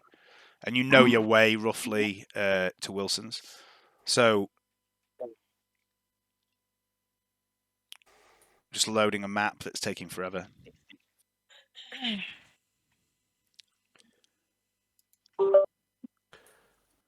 Or I'm not, because Roll20 is just not working. So you're currently in this Navarrete spire. Mm-hmm. And I can't see the map. It's not loading. So it's the one we're going to, the pink one, north by northwest. Nope. That's where Ramsey and Ishmael went. Are we on to Abel? Nope. You go sort of somewhere around here. John Baptist. It's not far from the Tricorn, Wilson's. Abelhard Spire is where the Alabaster Court is. Right. Okay, so that's you 3 are off doing that. Dericles is with you. Mira is off for a hair appointment with Julia. Ishmael is doing stuff with Thing. Ramsey, what are you up to? Gonna go practice shooting some more. How much time? All of it. I've got nothing better to do. All right. So it'd be about realistically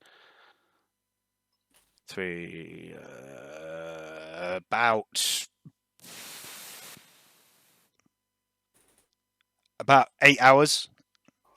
Nice. Wow, that's a good session. I'm gonna have to break that with some serious sandwich eating. Yeah. Well, I said 8 hours because I've knocked like an hour off of the whole time for eating and shitting and doing all the stuff that you have to do. All right. Ishmael, let's do some work on Thing. Yo.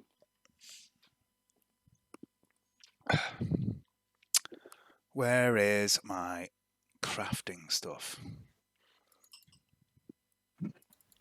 Here it is.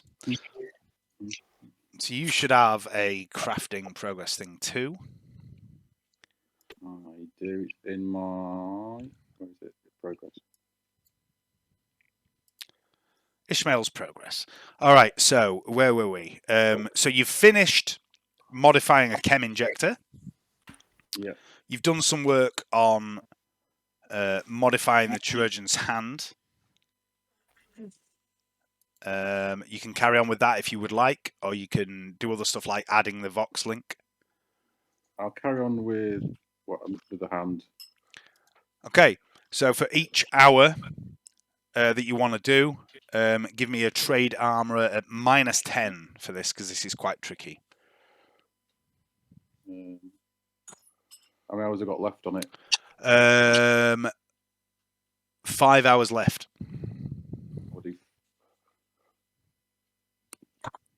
I'm at -10, yeah? Yep.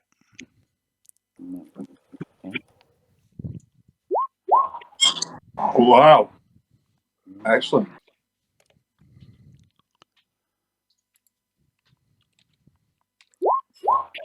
Two, three.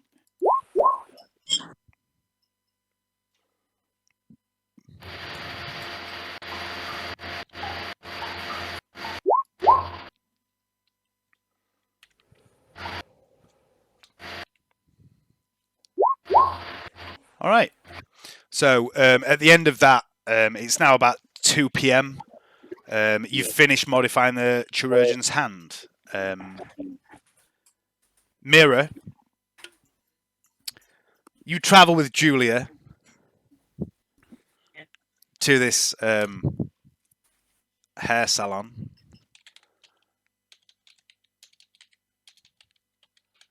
Wait for it. Make things up now. I never make anything up. You should know that by now. Everything is made up. Nothing is made up. Dark hair. It's made up heresy. The salon is called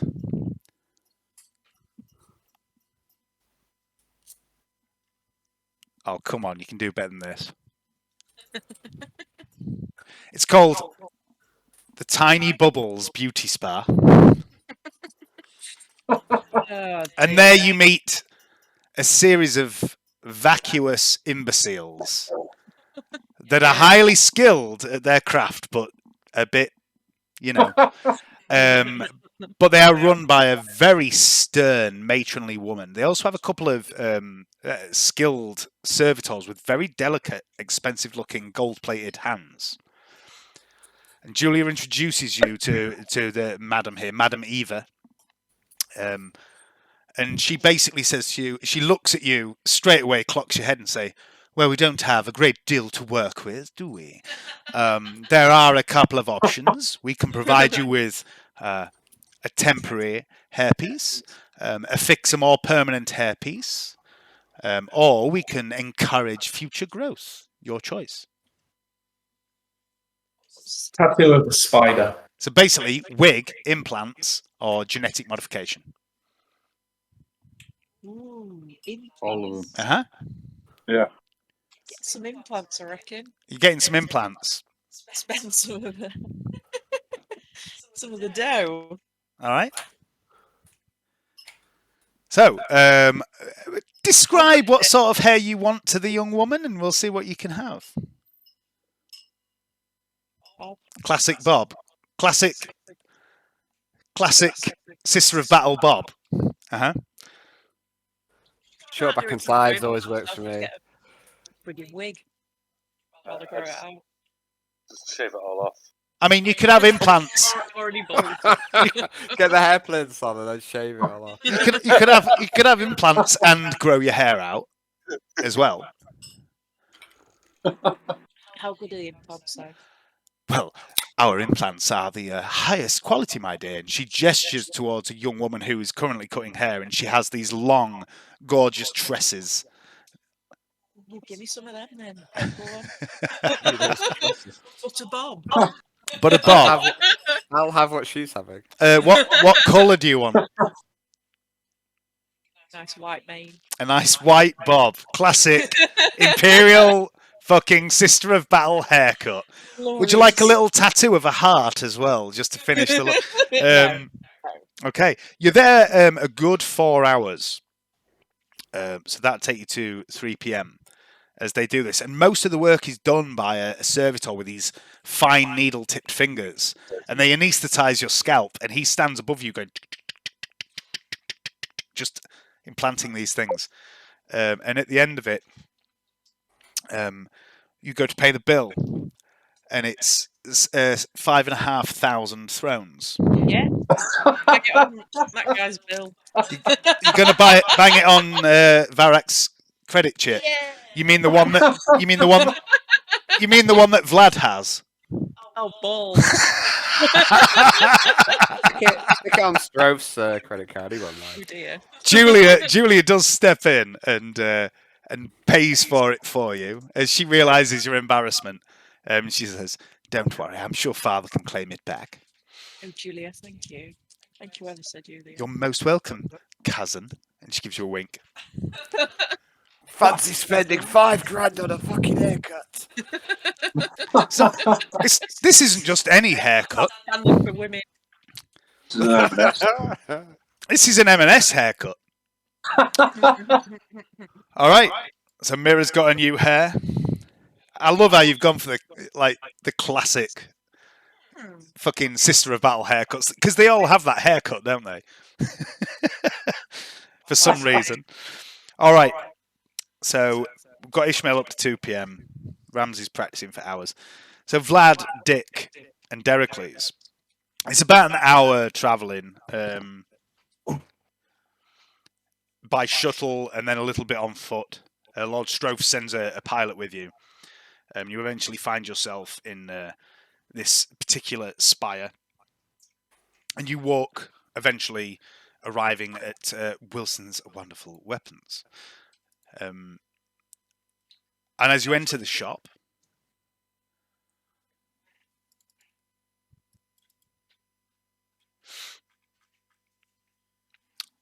okay, so you've been here before, and the counter, it's a very ornate shop. It looks like someone's sitting room, and you know that there's a workshop hidden behind a curtain. The counter is very elaborate, dark wood, carved with symbols of the Inquisition, the Imperium, and things like that. Soft lighting. And Wilson, who's a rather portly gentleman. He's not fat, but he's definitely got a bit of middle-aged spread and a very well-kept, tidy beard and long, flowing black hair. Sits behind the counter, smoking an IO stick in a black cigarette holder. And he sees you enter and says, "Good day. Oh, how good to see you all again. Lovely, lovely for you to finally return. I trust you all received the weapons and other gifts I sent you." Yes, they were exquisite. Thank you. Just what the doctor ordered. Well, I can't take all the credit, of course. Some old friend of mine popped in and dropped some of the items off for you. But is the Man of Mars not with you today? He's currently indisposed. Has quite a lot of work to do, as ever. Can't spend that precious time jaunting around the upper hive. Shopping. Of course. He's enslaved to that forge of his, making things for everyone. He doesn't get any time off. It seems dreadfully unfair. Well, he doesn't seem to mind, though. You know what they say. There's no rest for the well-did. But anyway, I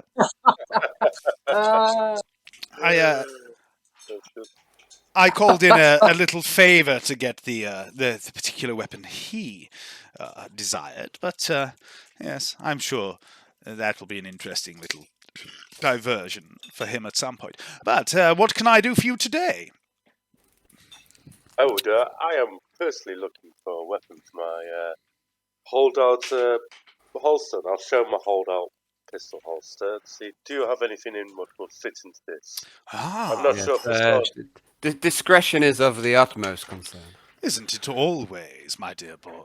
Well, please. And he comes around the other side of the counter, and he comes over to you, Dick, and he takes your hand, rolls up your sleeve so he can see your hidden holster. You get the feeling, though, that as he's doing this, he's not just being entirely professional. He seems to be touching you for quite some time, just feeling your arm a little. And he says, "I know you would be." And he says, "Well," and he makes eye contact with you a couple of times. He's doing it as well, and he says, "Well, I'm sure I have something that would fit that sort of space. Now, please." He goes over to his door, turns the closed sign, drops the armoured shutters over the windows and the doors, and then he looks round at you all, makes eye contact with Dick, and says, "Going down." And the floor begins to descend into the basement of the shop. God. Guys. Should we let him go alone, Blood? I mean, who am I to intrude upon true love? Maybe I'll keep this one out. Wilson's Wonderful World of Willies. You enjoyed the personal touch. After a couple of minutes, the floor levels out in the basement, and you see the true his side dungeon to Wilson's Wonderful Weapons.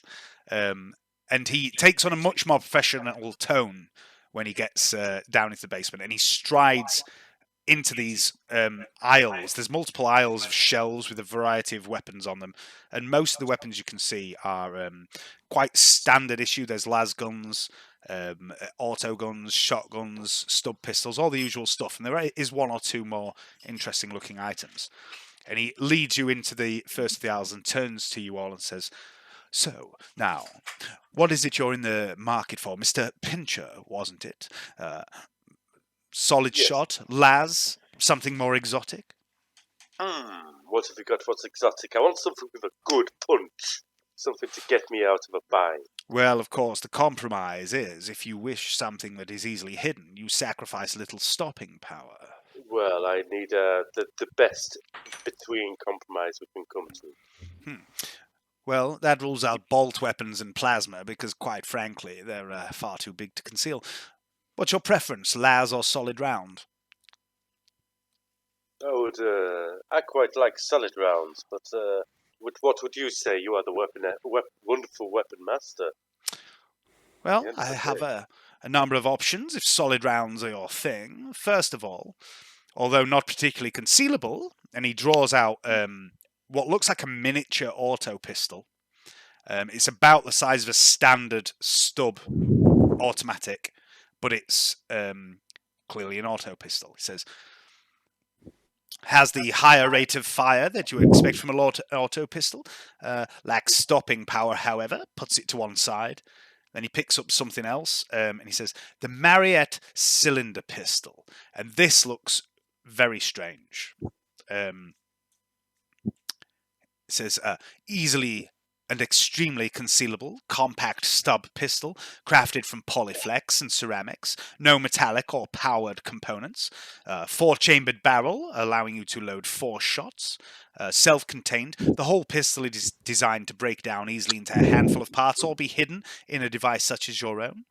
Disassembled, the Mariette can be concealed about the person or inside some innocuous object or cavity, with almost no chance of detection, and can be reassembled in mere seconds.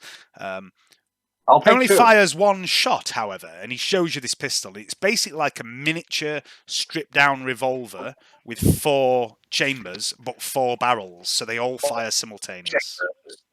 You'll take that one. Well, let's have a look at the other one, but that has definitely got my attention.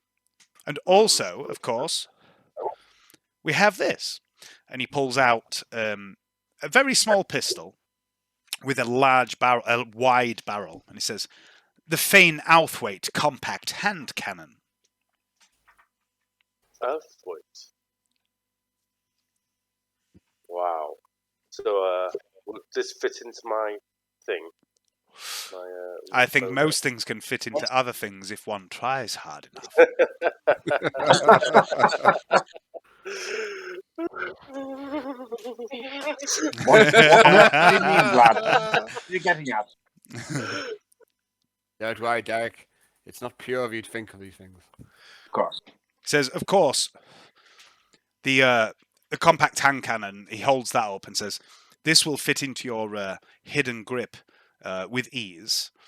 And will provide some concealment. The Mariette, however, doesn't have the penetration and stopping power of the hand cannon, but it can be broken down and hidden elsewhere, making it much less likely to detect. How much for the pair? For the pair? Well, the Mariette is not cheap. 400 thrones, and the ammunition is unique to the weapon. 100 thrones per load. Yeah, that's so that's 1 for 4. Yep, that's perfect. And the hand cannon. The hand cannon, 115 thrones, fires standard ammunition. Oh, I'll take them both, no problem. And can you give me enough times for that? Let's see. I can only buy here, and it's 100 thrones. Give me £1,000 worth of thrones for the marionette. Okay, so the Mariette is 400. Yep. The hand cannon is 115, so that's 515. Oh, wait a second.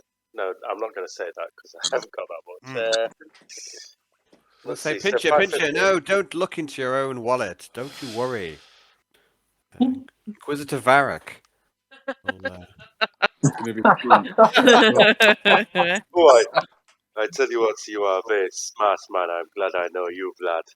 Either smart or very stupid. Either one of the two. Well, here we go then. I will take them both. You take them both? Plenty of rounds. Okay. He's only got 6 reloads for the Mariette at 100 each. Well, the Varrock will have to pay me for them. All right. Don't you? I mean, well, do you need 6 reloads? Do you, Fincher? Hey, you got to load. Each reload is 1 shot. Ah, that's fair. Yeah, that's 6 fair. shots. Yeah, yeah. That's You 6 don't know when shots. you'll be able to get them. Like, it's not like you'll be able to get that from any gun shop. Either. No, No, it's and, really rare shit. That the stock up, I think. I think all of them, yeah. Yeah, yeah. That means we can take it into parties and have a backup. So, Some proper assassin shit. that's Yeah. good Okay. stuff. And the hand cannon as well. All right. Yeah, the Mariette. Do you remember in Alien 3, the guy with the shotgun hidden in his wheelchair?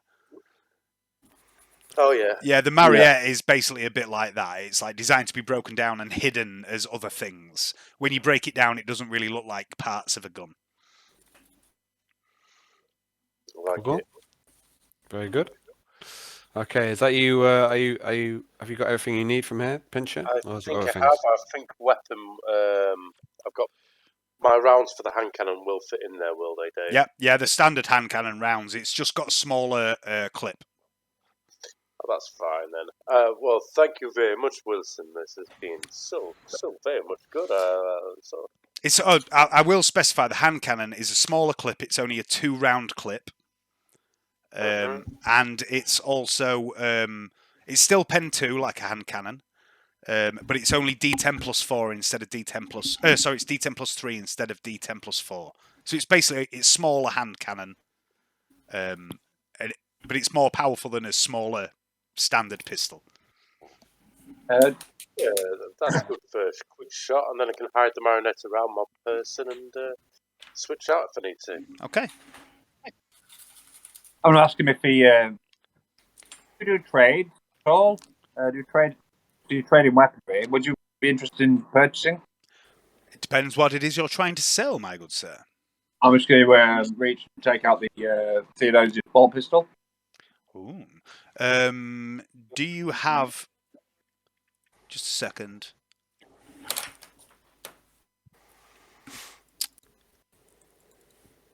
Do you have the stats on Theodosius bolt pistol? No.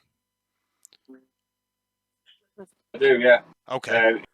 Yeah, it's 1d10+5 damage, type X, pen 4, tearing of 8. Okay, I can figure out which one it is from that. I'm going to look it over and go, a beautiful weapon, Derek. It is You should really extract good the bolt highest pistol. price for this. Yes, that is what I'm hoping for. I would like to buy a nice present for.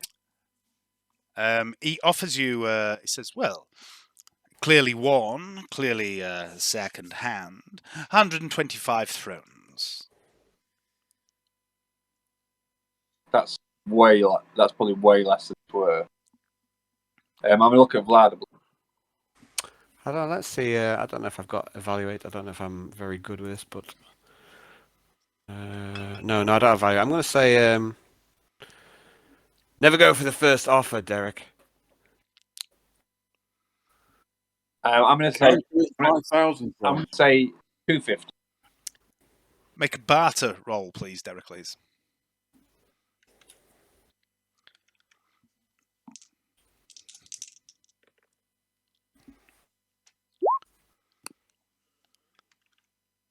He says, oh, please, don't insult me. I know a misplaced firearm when I see one. 125, final offer.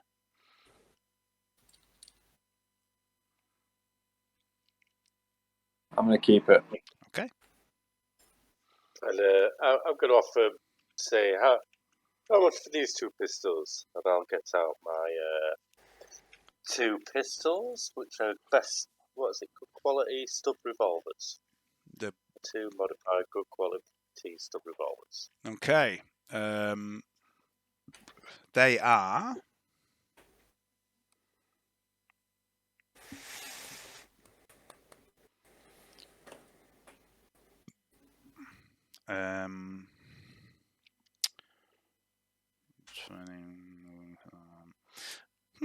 He has a look over them, says, fine weapons.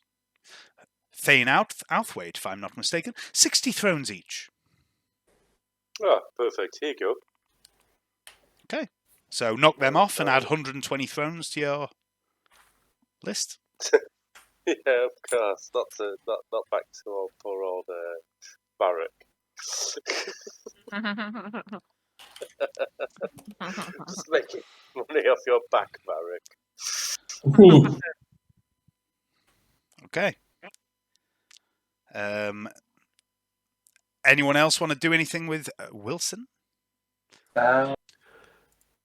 I'd like to do a few purchases. I'd like to ask him whether he's got any flugs. Got any flugs, Wilson? Unfortunately, it's not. Hey, what good are you, Wilson? No flugs. It's not the sort of thing I specialize in. And he gestures to his stock, which you can see is pretty much all weaponry of various kinds. Mostly firearms. He does have a few melee weapons. You know of anywhere we can purchase plugs? Do you know a man? Do you know a man who could get us flugs, dear Wilson? Flags. It's not really the sort of thing, the sort of circles I would deal with that would sell such equipment. But I believe Mr. Madan has steered you in that direction in the past. Mr. Madan's no good to me. All right. Okay, fair enough. What I'd like to do. You do know that there's the little ratlings that sell equipment, which are further down Hive in this spire. Before I go, what I want to do is sell him back the Monarch bolt pistol and put it back onto Varric's account. Okay. So this is served a useful purpose, but now is of no more use to us. Very well. I'm sure that Varric would more appreciate the raw currency, seeing as we've been spending so prolifically. Well, I'm pleased it did the job, and he happily takes the Monarch back from you, places it in a drawer, and says, "Exquisite weapon." But I understand it's a little extravagant. Too fancy for me. All right, Canny. Sorry, no, that's part of it. So no, anyway, I'll sell that back, and then I'll thank him for his service, and then maybe we can go down Hive and try and get some flugs. Okay. Because if Johnny's going to get out the incense, yeah, that's we might need a pair or two. Okay. Yeah. Cool. I'm just gonna grab a beer. I'll be right back. Flugs. Can't get your flugs. Can't wait to get that flailing. You're going to be a literal sensor bearer. Yes, that's the plan. The incense that knocks people out. Yep. I think it'll work. Also, to create a smoke screen round us if we need to get out anywhere. So. Yeah, sounds like a plan. There we go. Or create atmosphere. Damn. One of the two. So. See you watch, you'll get in there, there'll be no combat whatsoever. All the precautions we've taken, So I brought back smoke. That's the plan.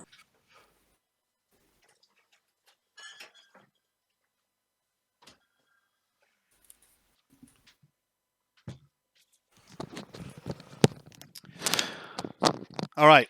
So you're heading down Hive to Ralix. You know how to get there. There's also, not far from Ralix, is the bar where Strelov also is like a black marketeer / gangster guy that you've met before.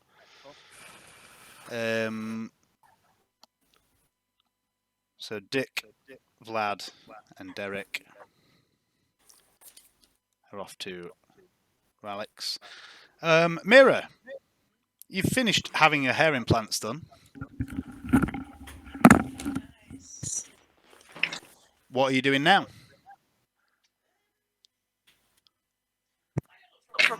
Can't hear you. Can you put your mic somewhere near your mouth instead of near your fucking throat? Do you have a pouch or anything?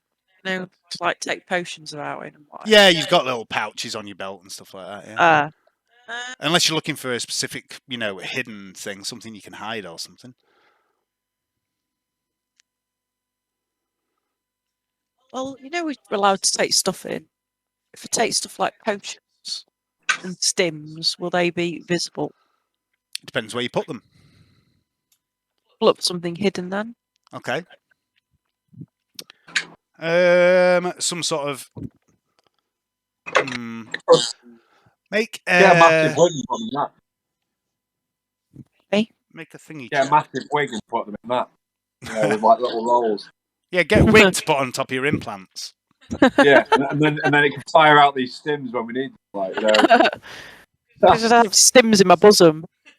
I mean, yeah, if you want to put them down your bodice, there's nothing to stop you doing that. Good old Stims, anyone? My bra. Yeah, there's nothing stopping you doing stuff like that if that's what you want to do. I don't know. I mean, like we've already discussed the fact that there's going to be some sort of security on the gate, and James has got this hidden holster that can hide.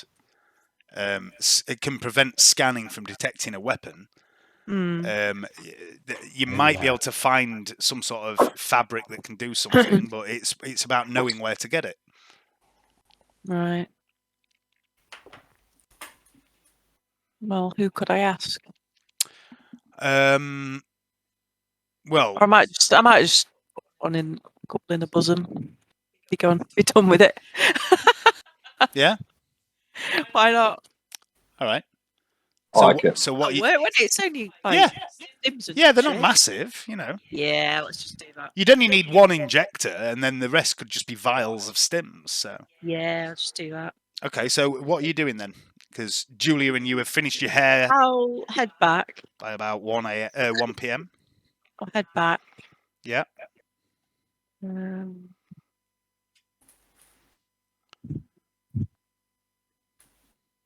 You've got about 5 hours before you need to start getting ready. I'll do some praying. How much praying? 3 hours. 3 hours. It's a lot of praying. You've still got about 2 Yeah, hours. we need it. You're praying for assistance on your mission. Yeah. Praise God, pray. I need to. Oh yeah. You what? Sorry. I was just saying, I need to go and get myself a little hymn book. I want to get a little. You're breaking up a bit. I'm breaking. Yeah. Like badly, or. I didn't catch that. Yeah, bad enough. I think you are breaking up a bit, Johnny. I don't know. Yeah. Okay. Is that better? Say something about a pincushion. No, it wasn't anything to do with a pink. No. No, Yeah, Yeah, I think that's probably it, Johnny. I think maybe your phone's too far away from you. So. What were you saying? I need to go and get like a little, like a hymn book or prayer book or something like that. I was going to give it as a present for a date. It's a sort of thing a might do. Yeah. I imagine on a date. You know what I mean? Like, here, have something monumentally boring. Press play. Yeah, You never know; they might appreciate it. You never. What they might do that. I don't know. Give her a bolt pistol, Johnny. Do hysterically. Oh yeah, give her a bolt pistol. Yeah, I applaud you. Check that out. So what else are you doing, Mira? I think I'll just rest. Have a bit of food. Just eating, resting. Yeah, do a bit of resting. Okay. It's overrated. Underrated. Underrated. Yeah. I'll do some resting, prepare mentally. All right, Ishmael. Before you need to get ready, you've got about 5 hours. Yeah, I'm going to continue with thing then. All right. I don't think there's anything to doing. Okay. So you.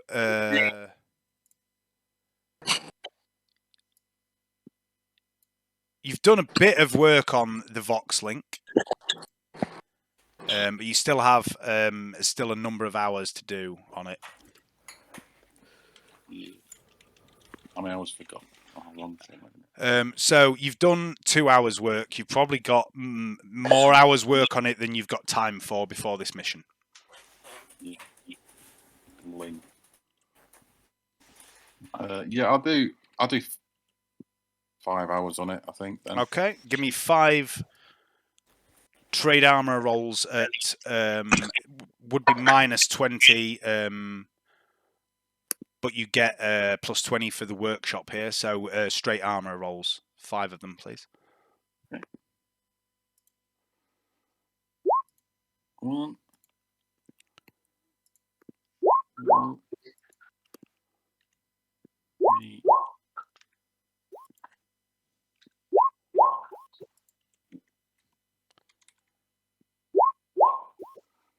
Okay, yeah, overall that's pretty good progress on it. Started off good.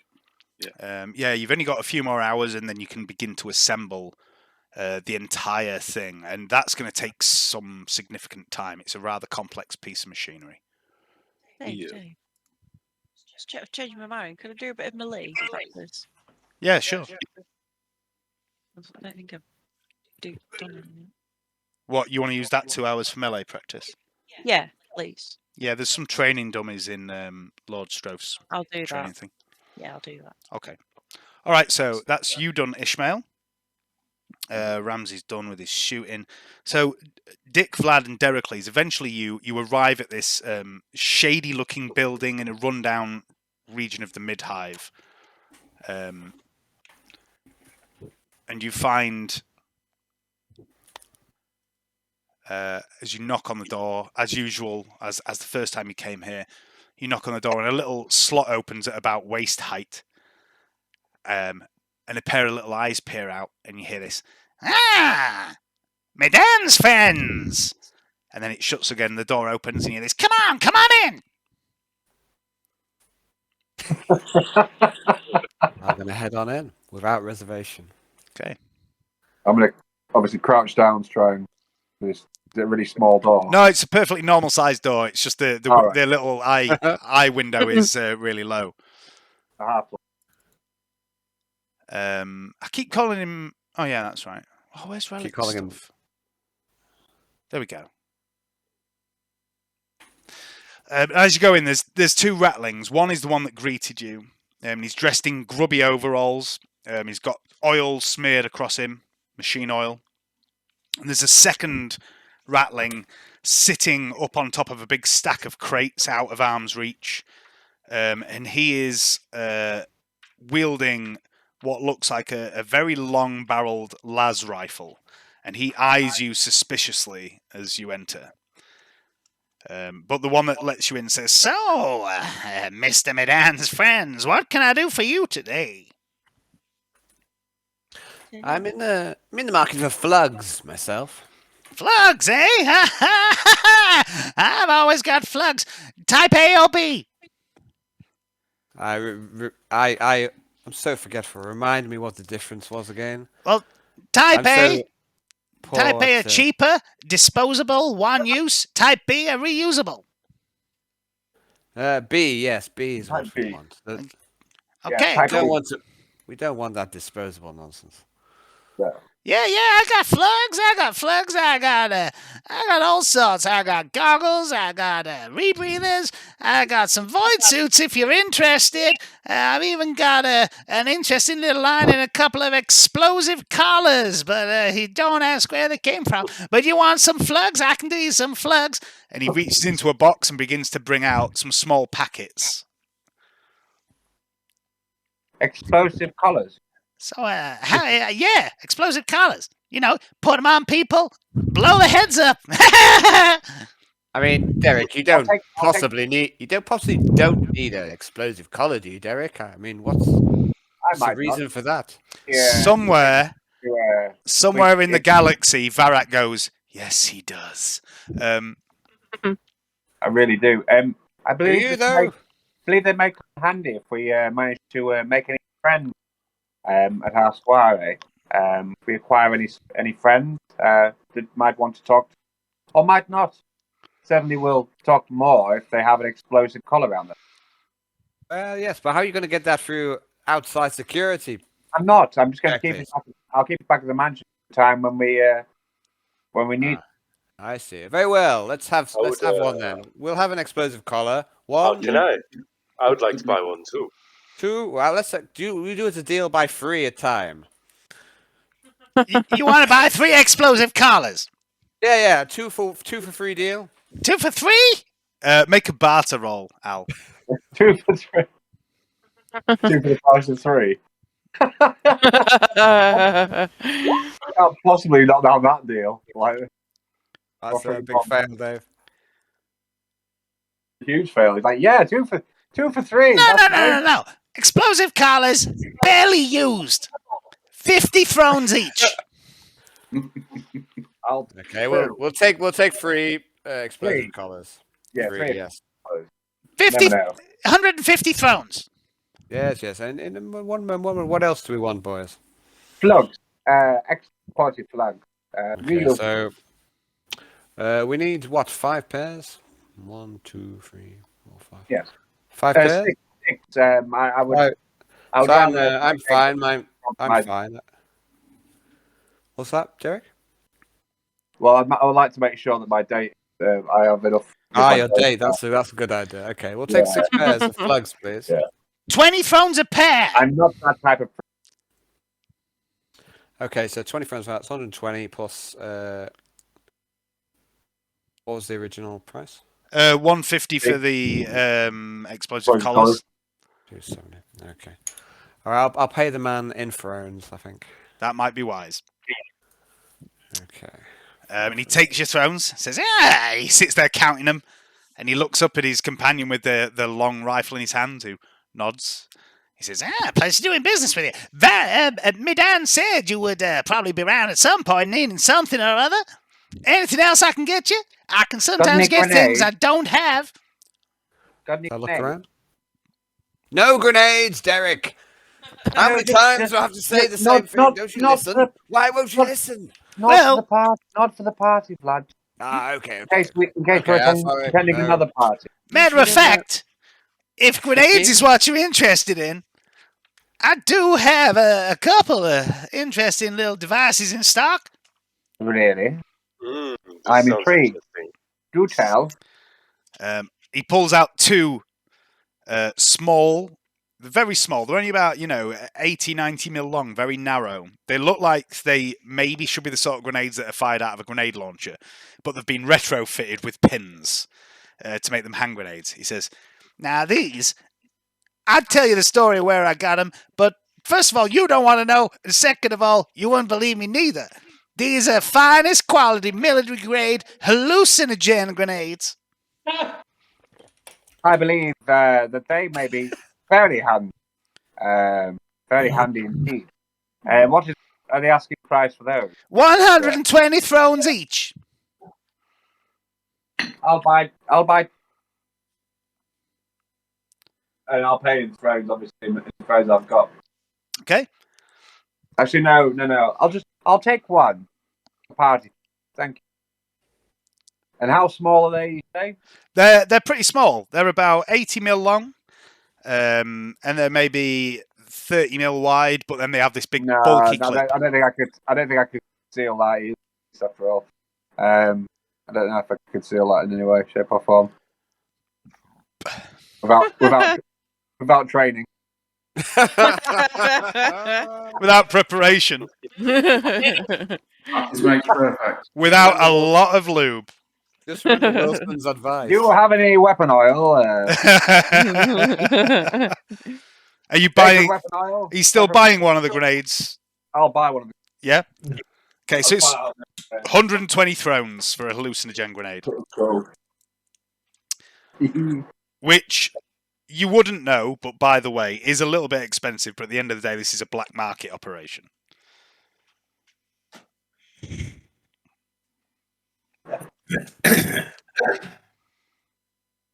All right. So you've got your flugs.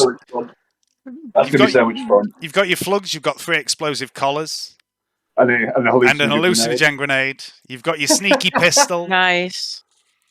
It's not that. That's, I don't think flugs or respirators are any defense against hallucinogen. Got any stims? Very good. got any stims? Stems. Roll a D100, Johnny.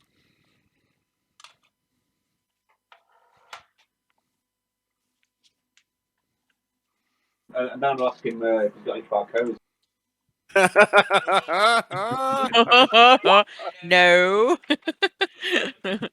Dave, can I invite Hallucinogen as well, please? Yeah, sure. 120 thrones. 120. I'll pay the iron price. There we go. No, it makes sense.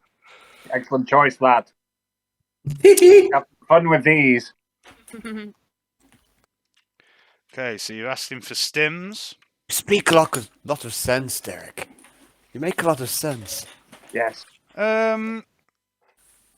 He says, "Yeah, I got a few stims."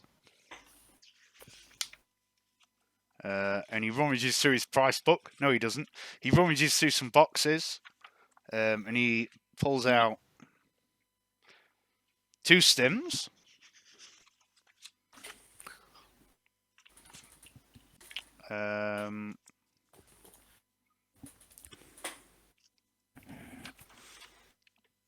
There's 30 thrones each. What are they? Stims. I'll take.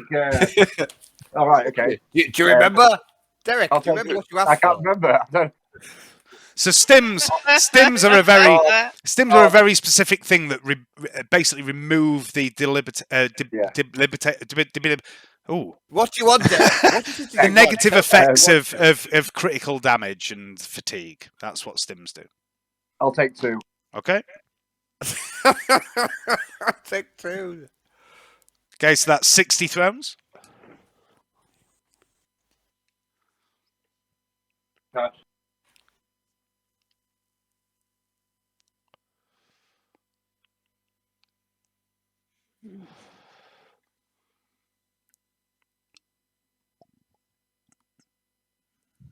What was it? What else? Oh, got any barcodes?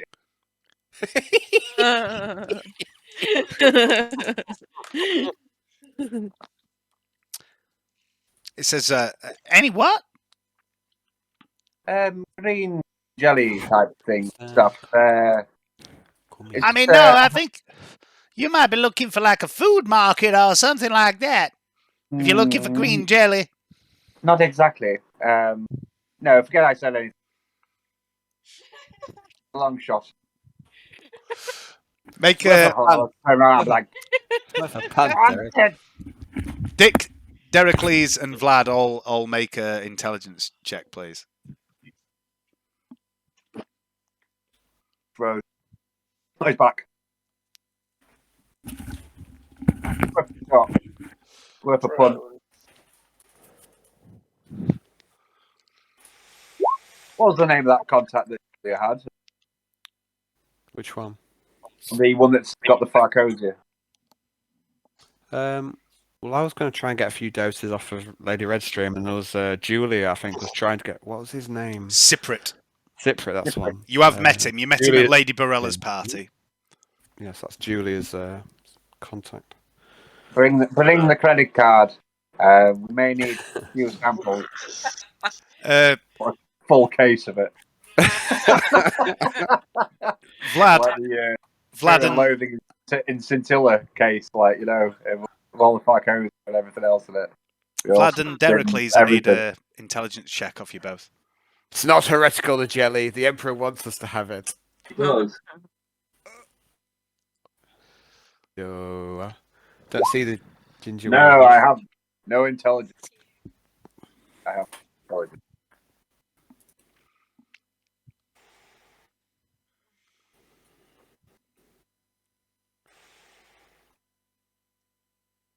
Not seeing yours, Vlad. Oh, sorry. What am I rolling? Intelligence Sorry. check. Sorry, Dave. I missed that. No, it's a big fail. Okay. Anything else I can help you boys with today? I Do you have any couldn't pets? probably for a couple of recap, could I? Recaf? What do you think this is? A cafe? Could be. It's not. Oh, okay. Just wondered. However, Okay. if you're in the market for some black market Reechies, I can sort you right out. Oh, Reechies? Reechies. Oh, Pincher, Pincher, stay away from the Reachies. It's bad for your bowels. It'll give you terrible gas, Pincher. I promise you. Stay away. You want the real stuff. Don't go for the Reachies. It's not good for your heart. Okay. No, it is. Yeah, I don't want anything else here. Are you all done, guys? Yeah. Done. All right. Okay. So I'll head back. You're heading back. Okay, so by the time you get back, Mira is done with her training, Ramsey's done with his shooting practice, Ishmael's done with his work on Thing, and it's about time for you all to get ready for the party at the Alabaster Court. So if you haven't already done it, I want you to mark on your inventory what you're taking with you. Mira, if you're taking stims down your boobs, I would like you to mark a couple of your stims with an asterisk, which is also known as a star. Yeah. I'd like to hand out the flugs to everyone. Yep. So everyone gets I have two pairs of star. So what? everyone that doesn't already have one, add a pair of flugs. Johnny obviously adds 2 pairs. If you're taking the flugs, add a star. I've already got a pair. Okay. I shouldn't have bought so many. Waste. What a waste. So you've already got a pair, James. Johnny's already got pairs. All right. Do you guys get the sanctified rounds? I did no such thing. I do have. What do you want them for auto rounds? No, yeah, I wanted the sanctified rounds for my pistol. I've got a few for the rifle, but I'm not taking the rifle. Honestly, I totally forgot. Can we go back and maybe ask for that, Dave? Because I totally forgot. I don't know, but everyone else totally forgot. Yeah, if you want to go back, you can ask for that. What are you asking for? Right now. He wants, I think, sanctified auto rounds. Is that right? Yeah, sanctified. Oh no, Wilson wouldn't have sanctified rounds. No. Okay. Okay, fair enough then. I could perform a blessing on some normal round. You can. And I can do that. Would we be able to fit that anywhere? Sorry? What medikit would we be able to fit that? It's quite anywhere? big. No, then. Yeah. Stuff. It depends how big your boobs are, I suppose. But Let's say it's Yeah. 3 stims. You can 3 switch to elaborate stims. dress that band. 3 stims down there. Well, it'd be like 1 stim already loaded into a little pistol type thing, and 2 others. Do that. Yeah, Sure. you're a big lady, so yeah. I like to think so. Yeah. All right. So yeah, mark what you're taking. Have you added flugs Done it. as well? No? Add flugs to your inventory and mark them with an asterisk if you're taking them. Flog. What is a flog? Filtration plugs. You basically stick them up your nose to stop gas and shit like that. Yeah, I'll take that. All right. I need some oil of some description. I'm going to attempt to take the hallucinogen grenade in with. I mean, there might be some butter in the kitchen. Yeah. Get some butter. Just see. I don't know. I just want to know what kind of roll I'd have to do in order to use that. I wouldn't ask you for I wouldn't ask you for a role in hiding it, but there might be a role in detecting it.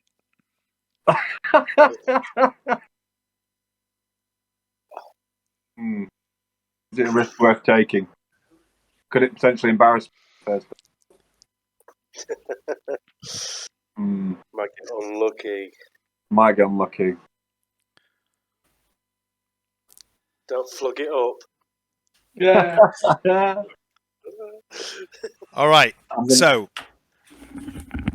this is now prep for your mission. I'm going to ask you each what you're doing in preparation for this. I'm assuming you're all wearing your best clothes to go to this party. Yeah. I will give you some guidance on certain things.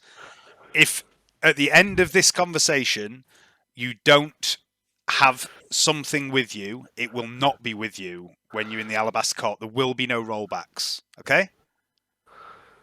So, Vlad, what are you doing in preparation for the party? I might have a nice cup of recaf to steady my nerves a little bit. So, preparation, what I'm taking is, like you say, the best quality clothes, Yep. steel mask. Taking my tarot cards, which are my psi focus. Uh-huh. Telescopic pole. Okay. Combead and monosword. I'd also like to take with me, please, the parchment with Tissiak's a portion of Tissiak's true name on. Okay. Just in case. All right. Anything else? No, I think that'll have to do. No other preparation? I'll say I've already got the refractor field, I think, coming in on a call item. That's already there. Okay. So I'll make a note of that. Refractor, call item. Yeah, All that's the thing that's been set. It's been set for a while. Yep. So. Okay, I think that's everything I need to do. Ishmael? So obviously all my robes and armor and cowl and everything. I think I've marked most of that. I'm going to take my last cutter because every Mechanicum man has a last cutter in his pocket. Yeah. You could get away with a lot, I think. Yeah, hand vox as well to come in just in case. Yeah. Off this thing we know, slugs already marked up. So things hidden, yeah? Yeah, things in my cavity. Yep. Lubeless. Obviously my... It's a tight fit. You're what? Sorry, Ed? My axe staff thing, obviously. Anything else I'm going to need? Reaches. It'll give you terrible gas. Were you taking an off specs or anything? Yeah, taking the off specs. It's not on my... we've got it between us, but it's not actually on my list at the minute. But all right, put it on. Add it on your list. I'm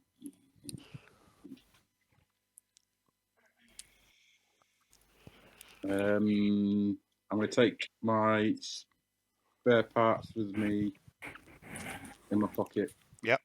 That's just normal. Quick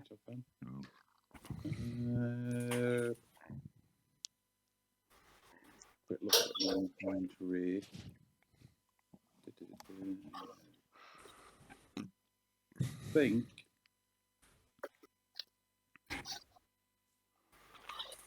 that is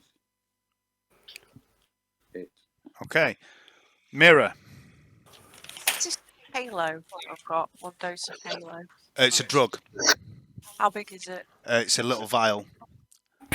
Like I say, you've got an injector, and then you've got assorted vials like stims and things like that. So you're taking your mono sword, aren't you? Yeah, mono sword. Yeah. Obviously, a couple of stims. 3 stims down your boobs. Orgasm area. Yeah. I ain't got room for much else. It's over a day. Halo gives you resistance to fear and pinning. Yeah. Do I have a pouch? Yeah, you'll have some sort of pouch on your dress, I suppose, like a purse type Well, thing. then why am I buzzing in it? Well, I thought you were hiding things. This isn't a hidden pouch. Yeah. You were talking about a hidden pouch earlier. No, that's all. So just your sword and some stims in your boobs. I reckon. Okay. Ramsey. At the bottom of my gear list on my character sheet is 4 lines of what I'm taking with like a little asterisk next to it. Cool. Nice one. Mr. Pincher. Right, just a quick question. Yeah. Will ammo be frowned upon since guns aren't allowed? You've no idea. No idea. Nope. Okay. Good. Right, what else then? Right, I've stabbed quite a lot of the stuff. I won't be taking any guns apart from the compact guns which I've just bought.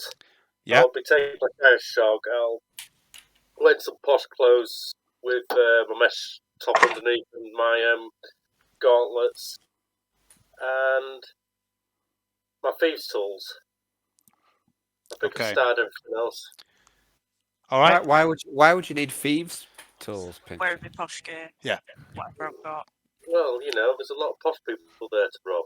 So, Dick, are you taking? I'm assuming you're taking the compact hand cannon in your wrist holster. Yes. And the Mariette broken down on your person.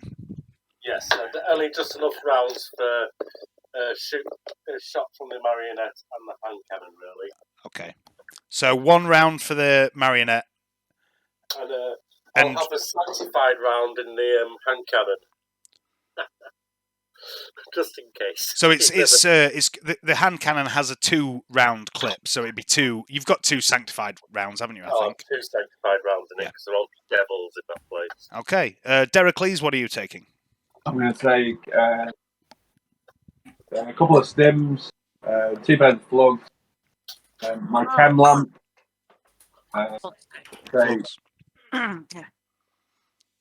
Well, I'll take the water skin. The pointless. Take up my leather mask, shield robes, my sensor, that big. The sensor mace. And then I'm going to take the scalp taker revolver and Theodosia's bolt pistol because I think that I'll use that as a present. That's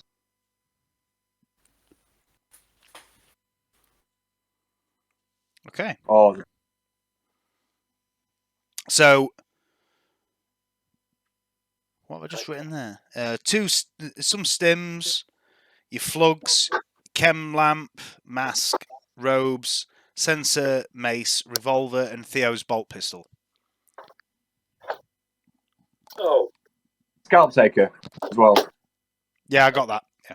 I've got one more thing. I need one of my Carnodons for to give Lord Althwaite.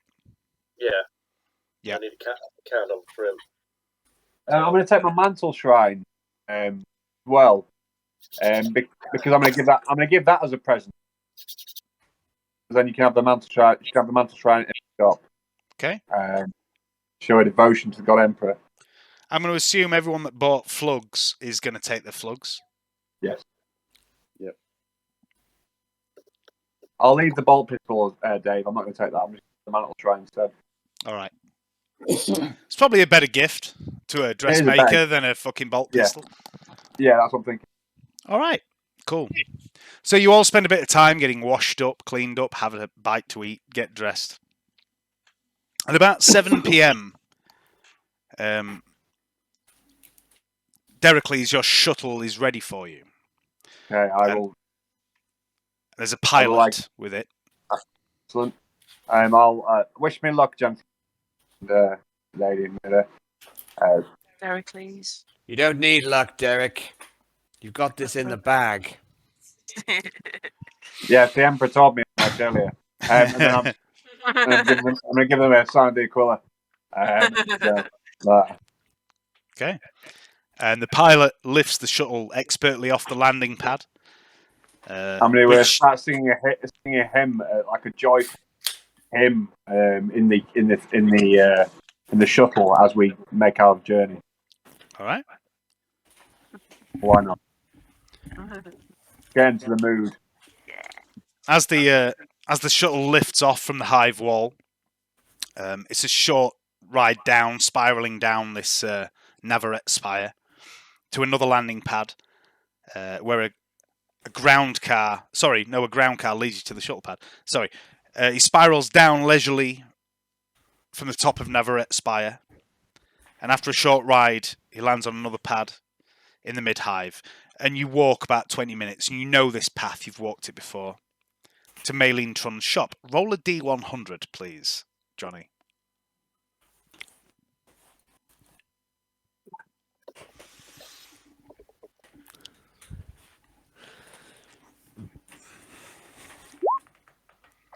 Take the first roll, 74.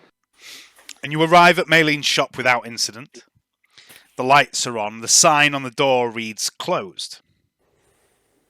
I'm going to gently knock on the door and then try that.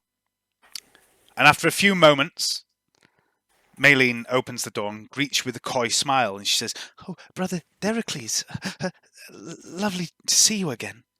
And she looks lovely. She's dressed in a ruffled dress of pale pinks and blues, with matching gloves and a little hat.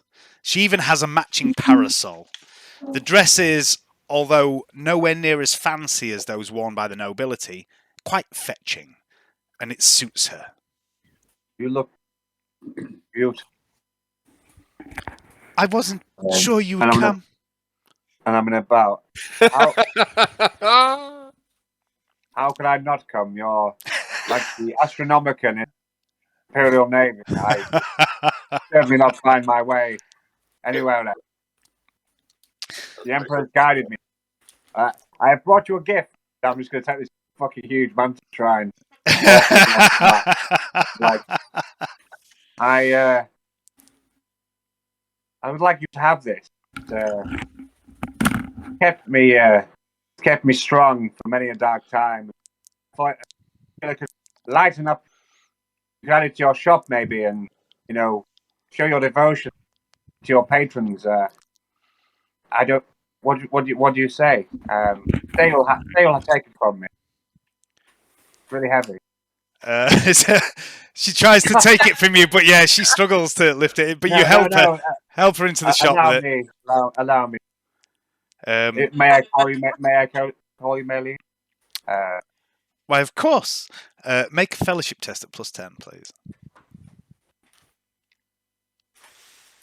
I'm going to break my other fate point.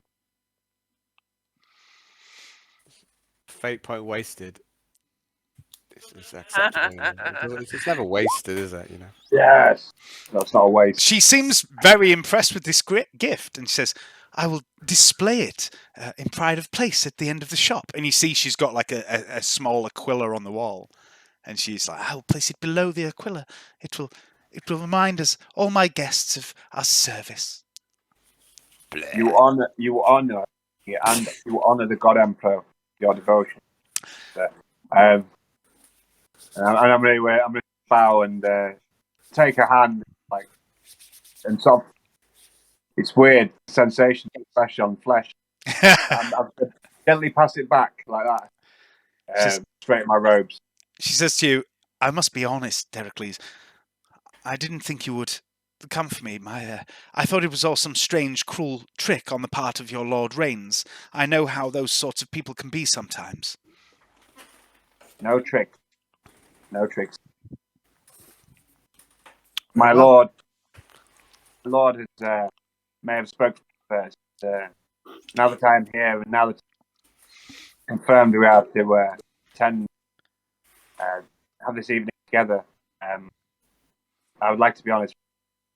I don't think I've ever met anyone quite like you. And then I'm gonna look shy. Anyway, let's away. She blushes as you lead her away, back towards the shuttle pad, and I would like to roll another D100, please. After a beat up.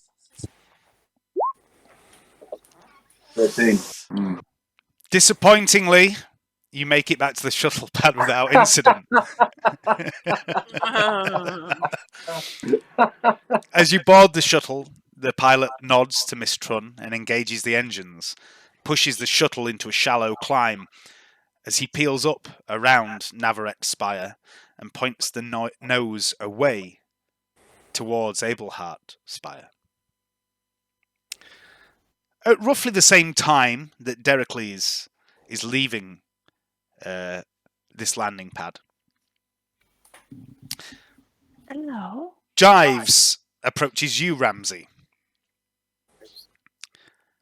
That manservant strides into wherever you are and says, "Sir, your companion for the evening has arrived. She awaits you in the lobby." Thank you, Jeeves. Jives. Jeeves. Jeeves is someone completely different. Jeeves is an entity in another game who has much more influence on the entire proceedings than I do. And he leads you towards the foyer. And there, Standing and laughing heartily with Lord Lawrence Strophs is Lady Wendy Cleves, dressed in a dark-coloured gown with full-length gloves. The left glove almost hides the bulk of her augmetic arm. She has a golden aquila inset with rubies hanging around her neck on a chain. And as with the last 2 times you have met her, she holds in one hand the same hand fan you always seem to see her have about her person. And you hear Lord Laurent Strophs laugh and says, "You almost took old Kerrick's head off!" And Lady Cleves replies, "If I recall, Laurent, it was you that let it out in the first place." "I recall no such thing, Wendy." "That's because you were halfway through your second bottle of Amasec, Captain." And they both start laughing, and then notice you approach and quickly regain their composure. "Ah, Ramsay, there you are. Lady Cleves and I were just reminiscing. I have no intention on encroaching on your territory." "What?" Lady Cleves glares at him and says, "Oh, do fuck off, Laurent." Lord Strophs laughs even more. "Ha ha! Still got the gutter in you. Those pricks at the palace haven't beaten it out of you yet." And he wanders off, laughing to himself, swirling a glass of Amasec.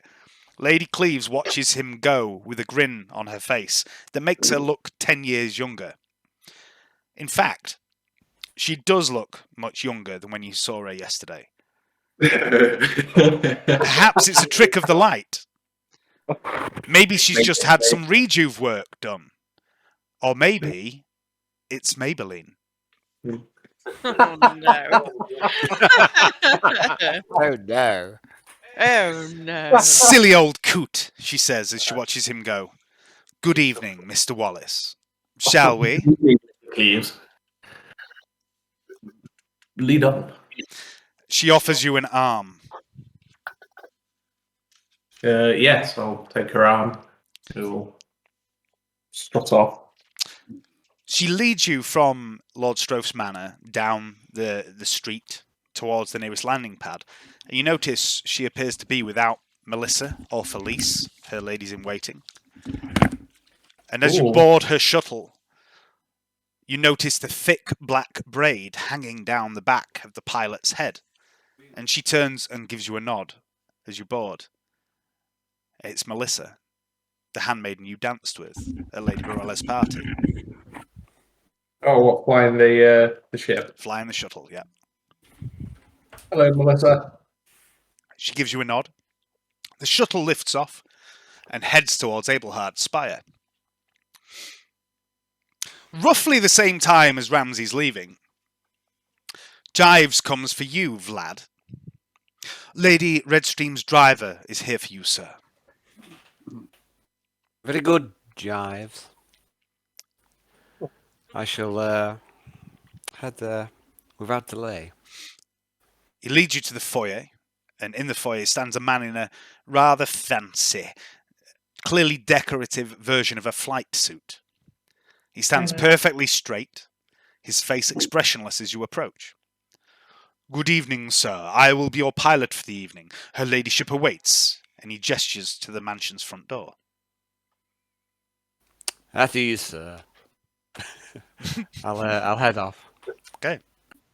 He leads you down the street towards the shuttle pad.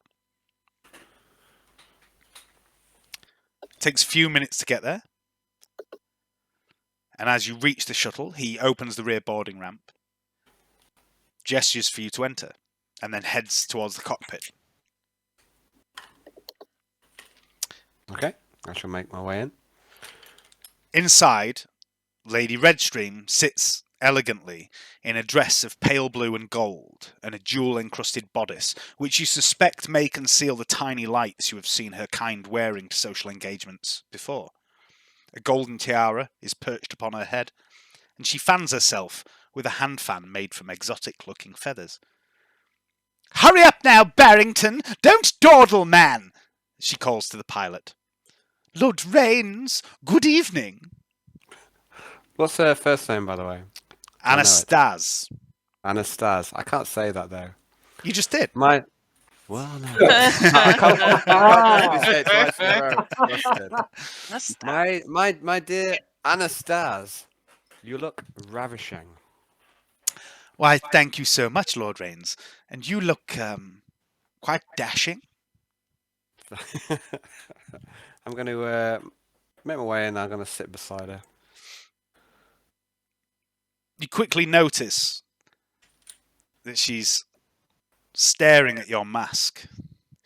And she says to you, do you ever take it off? Yes, of course I take it off. What do you think of me? Just only at the right time. Only for someone who has truly touched my soul would I take the mask off. She grins a mischievous grin and says, how wonderfully mysterious. The shuttle lifts off and you head towards Abelhart's spire.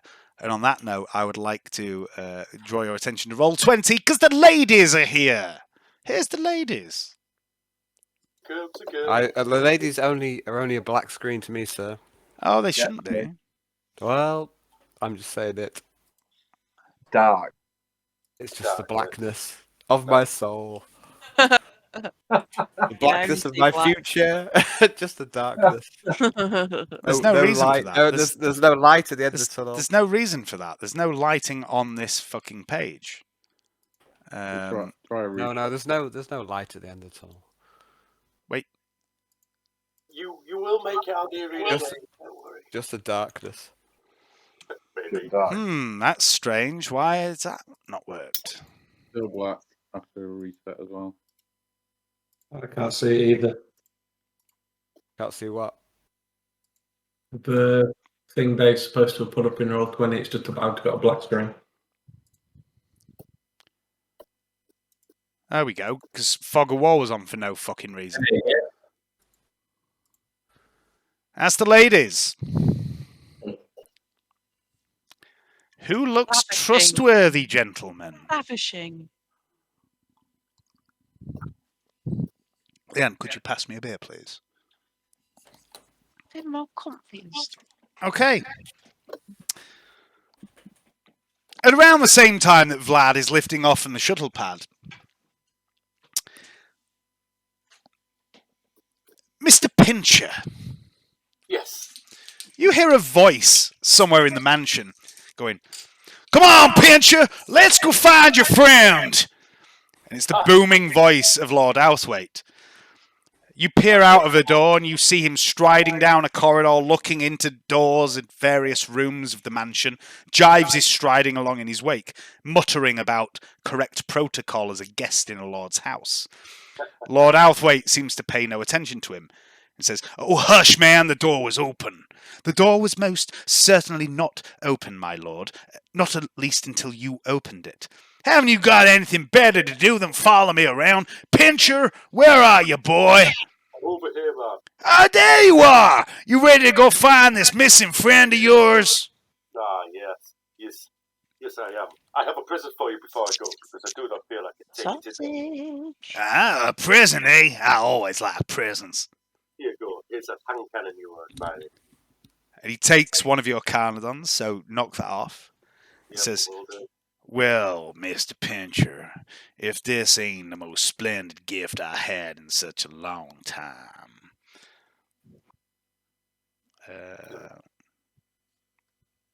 You're doing me an honor tonight. It's the least I can do. No, Mr. Pincher, the honor is all mine. I've had my sneaking suspicions about that entire weird choir ever since I first heard of them. Now, let's you and me go cause some trouble, yeah? I like it. But how did you get in the front door? I'm sure it was locked. Doors, doors are meant to be open. Can I slide up the door next to me when it's locked? You what, sorry? Can I try and sleight of hand the door with my thieves' skill? Just to open one too, like under the radar. Which door are you trying to sleight of hand, sorry? I don't know, has everybody gone out now? Not everyone's gone, no. Oh, for God's sake. Derek, I mean, you don't know who's gone anyway, so. Anyway, well, doesn't matter. Doesn't matter. I'll just agree and chuckle to myself and follow him. Okay. Lord Sorcat Althwaite, who is on roll 20 right now, leads you to his shuttle that he pilots himself towards Abelhart Spire. It's cool. He's even got spanners. Shortly after this, Jives finds you, Mira, and you, Ishmael, and says, "Your shuttle is ready, Lady Rains." He leads you to a shuttle pad just down the road from the mansion. There is a pilot waiting who bows to you both. It's one of Lord Stroph's men who you've seen about the house. He greets you formally as protocol dictates. He leads you to the shuttle pad and expertly flies the shuttle towards the Alabaster Court in distant Abelhart Spire. And as the shuttle banks around the edge of Navarrete Spire, the sun's last rays stretch across the vast sprawl of Hive Sibyllus. And to the east, as you peer out of the viewport, both of you, you see the ominous tower of the Tricorn in the distance, the seat of power in the Inquisition here on Scintilla, cast in shadow. A sudden gust buffets your shuttle, rocking you both in your seat.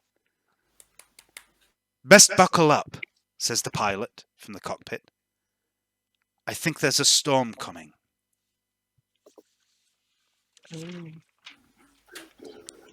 Foreshadowing! No. Buckling up. All right. What time are we on? 10:30. We're nearly there. Let's have a little fucking burst into the beginning of this, and we'll leave it here. You all arrive slightly after each other in the order you set off. So Dericles and Maylene.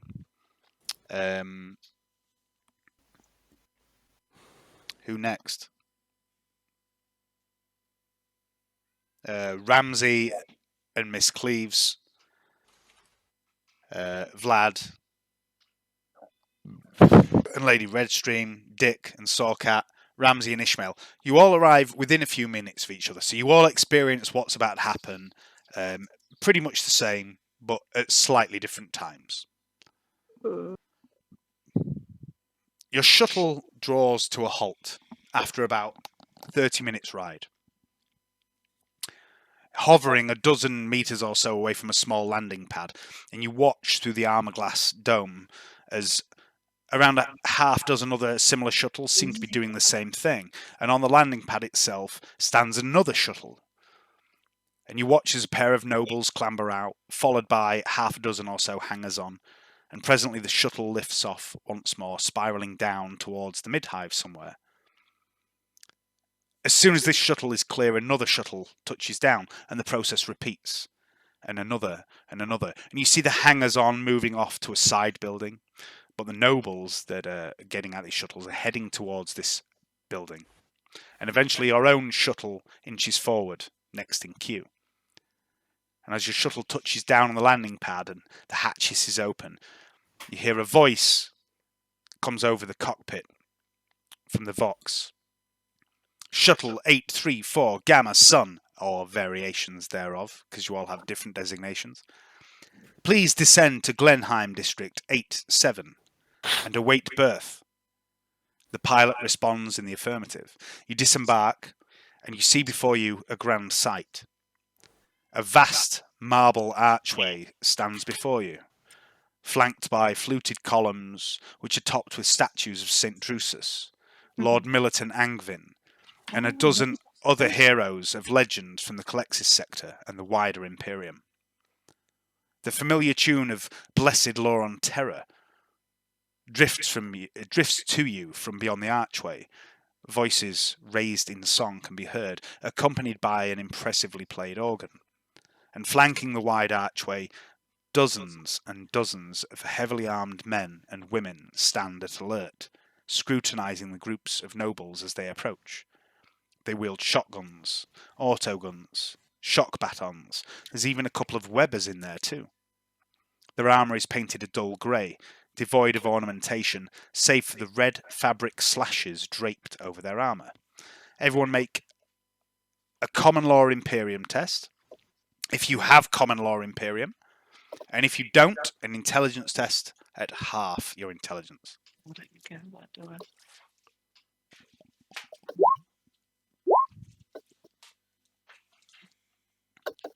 Johnny gets a 1. Vlad fails to learn anything so much his brain falls out. It's only in Hayden's game where I can roll dice. Half intelligence, yeah. Half. Yeah, so just roll a D100 and compare it to half your intelligence. Don't fuck with Karen in my game. She'll mess you up. It's the only one I've ever got. Ever. Dark Heresy. Is this your first critical success? You've got plenty of I critical believe it may failures be, so yeah. far, but I've had plenty of critical fails, but Is is this your first? if you add 10 with a fate point, is that halved as well, Dave? Say again? If I add 10 with a fate point, is that halved? Yeah, it's half plus the 10 for the fate point. I think I think I pass. Yeah, you do. Yeah. 26, yeah. Halved. Okay. Right. So let me try re-rolling that, and I'm going to add 10 with a fate point. Okay. I'm just going to go to the toilet. So only -5. Still fail. Okay. So, Mira, Dick, and Dericles all know who these people are. These are troopers of the Magistratum, the law enforcement of the Upper Hive. And you remember that the names on one of the lists you found on Orday's data slate were also members of the Magistratum. And Dick, that's as much as you know. You recognise them for what they are. But Dericles and Mira both realise something else. The red fabric slashes they have across their chests mark them out as a unit called the Crimson Slashes. These are the elite of the Magistratum Enforcers. The blood, isn't it? Checking. And while it may seem unusual for members of the Magistratum to be guarding a temple, perhaps you would expect no less to guard a gathering of Hive Sibilus's elite or future elite.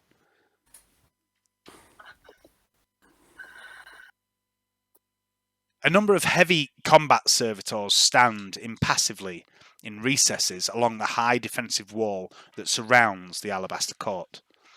Some are armed with oversized power fists. Some appear to be armed with heavy weapons.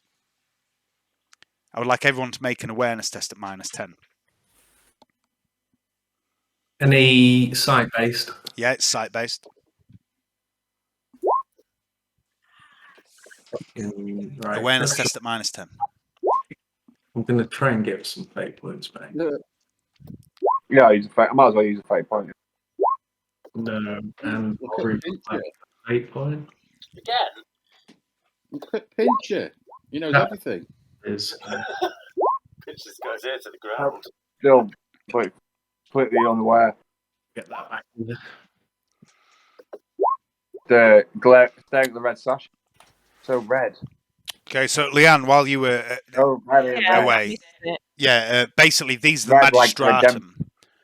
They're the law enforcement of the city, and the red sashes indicate that they are the elite. All right, yeah.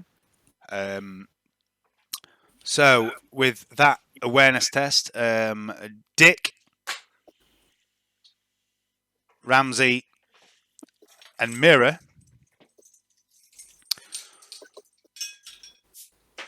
you can also see on the defensive wall there's recessed alcoves that appear to have hinges that look like they may be concealing something, like something can flip open. Yeah. Motherfucker. But it looks like they're facing outwards, not inwards to the Alabaster Court, outwards. It looks like defensive measures. And it seems like the Joyous Choir take the defense of their temple and their patrons most seriously. And as you each approach the arched gate, an officer of the magistratum looks you over and asks to see your invitations. And one by one, you all show your invitations, or the people you are with show your invitations, and you are allowed to pass through this defensive wall. Beyond the archway, you see a series of gateways, each manned by a trio of magistratum officers, and a sign in High Gothic reads, "Firearms prohibited," above each gate. And you see the various nobles, merchants, and other visitors that are attending, handing over a variety of expensive-looking firearms, which are placed into lockboxes and sealed into storage units. A key is then handed back to the owner. You do notice, though, that they're all passing through with various blades attached to their hips. And eventually, you all reach security.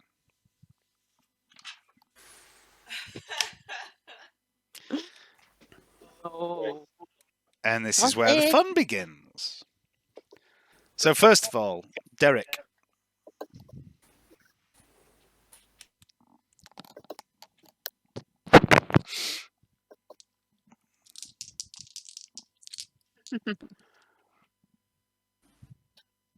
Blessings of the Emperor be upon you.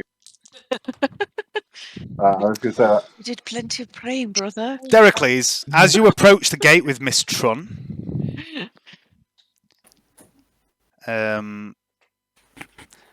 you are scanned by an Auspex. And it picks up various things on your body, and they ask you to turn out your pockets. You turn out your pockets, there's stims, flogs, a chem lamp. Your mace obviously detects a bit of a thing, but they see your robes and they kind of brush that off. They do also detect the scalp taker revolver, and they bring you a box. Open the box for you. I'll hand that over without any problem. They close the box, place it in a wall, lock it, bring you back the key. Thank you, son. Okay. After Dericles, the fuck are you doing? I don't know. You're just making a load of weird noises in the background. After Dericles, it's Leanne's just stood in the background going boo, blah, blah, blah, blah, and all sorts of weird noises. After Dericles, it's Vlad, I think. Vlad arrives with Miss Redstream. They ask you to turn out a couple of your pockets. They look confused at your pole because, it's about this long. It's just a stick of metal, but they shrug. They seem a bit confused. But yeah, they let you through. I'm going to turn to Lady Redstream. I'm going to say, "Did you get the fuckos you're in?" She just winks at you. I'll say, "Very good."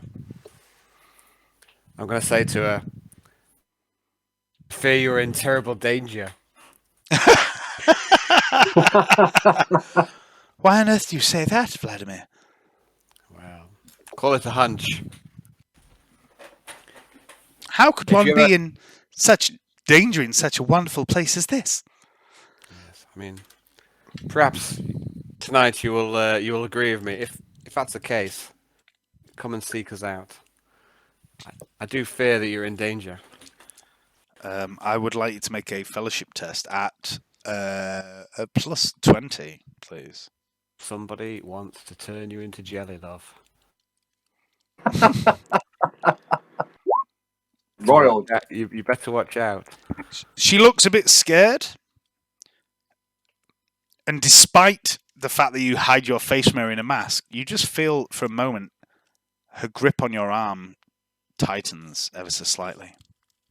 Good move, Vlad. Well done. Smooth. Conquest by fear. Terrible. She's definitely a jelly. No, it's true though. Like she's one of those they're after. I think she's on the list, isn't she? she's on the list. Um, On the list. On the list. next up is who's next? We've done Derek. We've done Vlad. Ramsey arrives next with Lady Cleves. That was like the skit. Like, let's go watch a horror movie tactic, wasn't it? Yeah, just give her a little bit of a scare. Cuddles up. Don't go out there alone. It's not safe. Yeah, take the Safest cushion. places in my pants. It's not safe.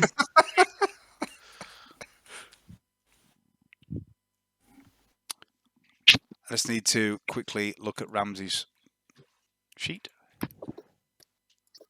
There's nothing on there you need to look at, Dave. Sausage.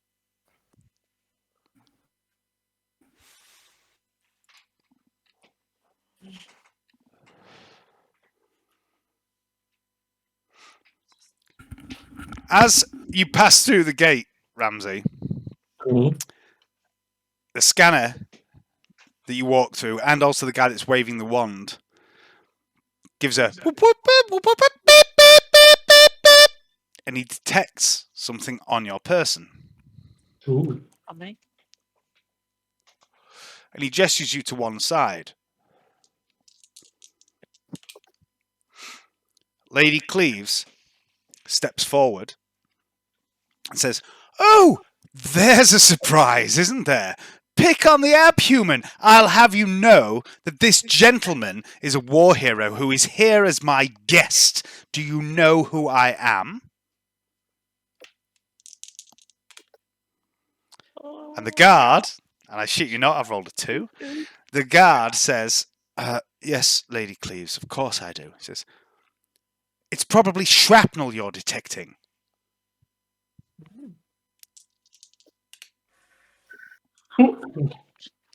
He says, "Yeah, very sorry, sir," to Ramsey. Ramsey, when the sensor went off, it wasn't near your pistol. It was near your ear. Oh yeah, yeah. I don't know. Is that? Dead Space earpiece. Yeah, that's not banned, is it? No, but it got detected. As Lady Cleves walks through, the sensors go fucking mental. Absolutely insane. And she just peels off the glove of her left arm and holds up her cybernetic arm. And the guard waves her through.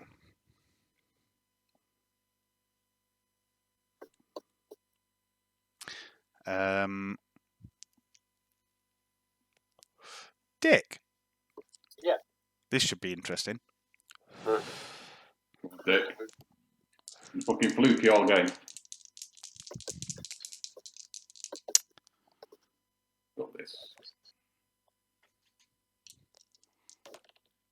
I'm going through them. What do I have to do? As you step through the detector, it goes off. The guy with the wand sweeps it over your body. He sweeps it over your arm, and it alarms on the hidden pistol up your sleeve. Yeah. Shit. And he produces a box, opens the box, and says, "Please, sir, no firearms." Alright, I'll have to use sleight of hand. No, I'll just put take it off and put it in the box. Okay. Thank you. You've lost your compact hand cannon. You still have your Kaio Shog, and you still have the Mariette. Yeah, I've just got to put the Mariette together. Yeah. That's cool. And it takes one turn to put it together. Okay. Okay. And then Mira and Ishmael.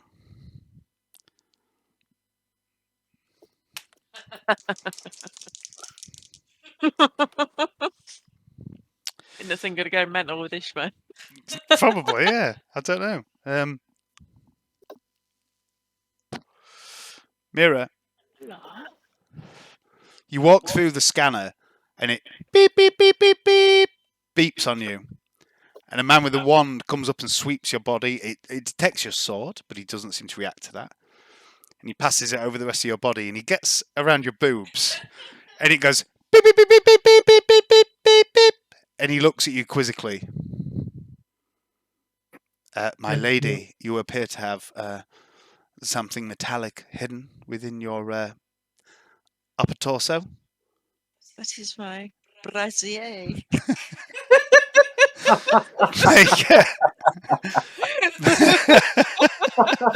Make a deceive test, please. Oh, no. Just... I'll give you a plus 10. Oh no. Bit drunk. Oh no. This isn't good. Get lobbed out. Oh. He says, I apologise, but I must ask you to step into the cubicle. Maybe I'll do a fate point. Okay. Okay. Yeah, you haven't used any? Oh. Or I'll be like, ha ha ha, joke.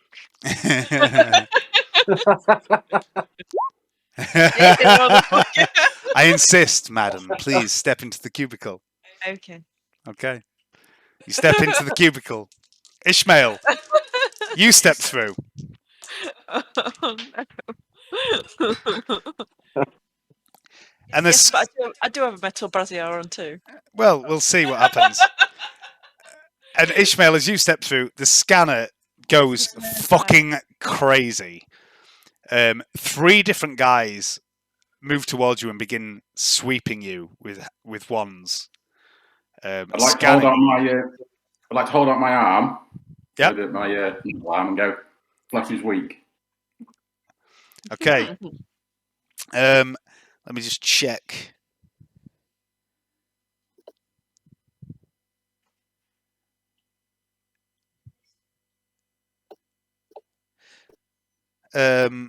Make a fellowship test at plus 10, please. Oh dear. It's out. Shit, motherfucker. Where's fellowship? Where is fellowship? It's down the bottom. It's one of your main stats. Down the bottom of your main stats. Plus 10, yeah. Yep. Go. I'm going to use a fate point. Okay. Give me 5.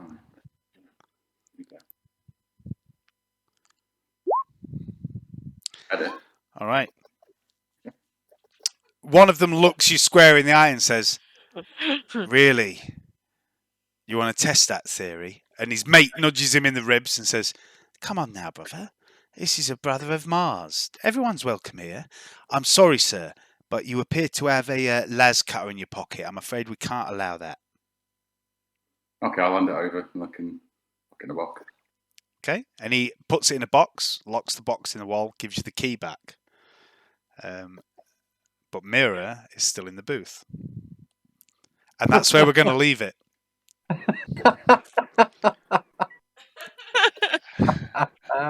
Like with the bouncer as well, just be like, touch me. Touch me.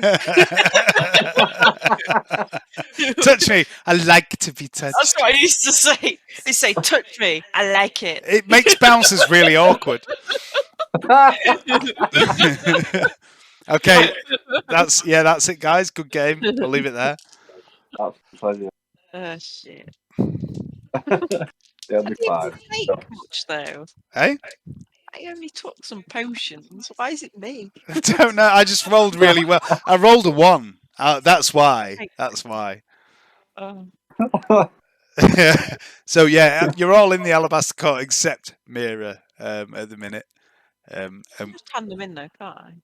Yeah, I mean you could try. Who knows what's going to happen? But yeah, we'll pick this up next game. I don't know when that'll be. I'll put some potential dates out in the next few days. Alan's game Thursday. How are Hayden, Alan, and Johnny fixed for darker on Sunday?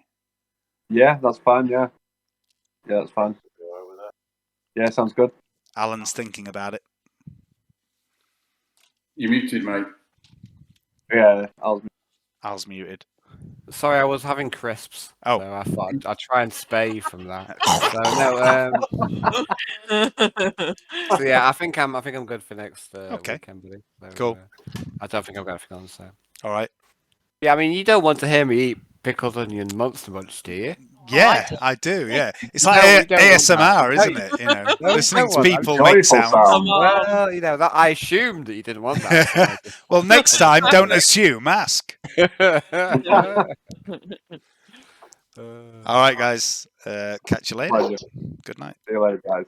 Cheers. All right, no, See you guys. Take care. later. Cheers, Dave. See ya. See you later.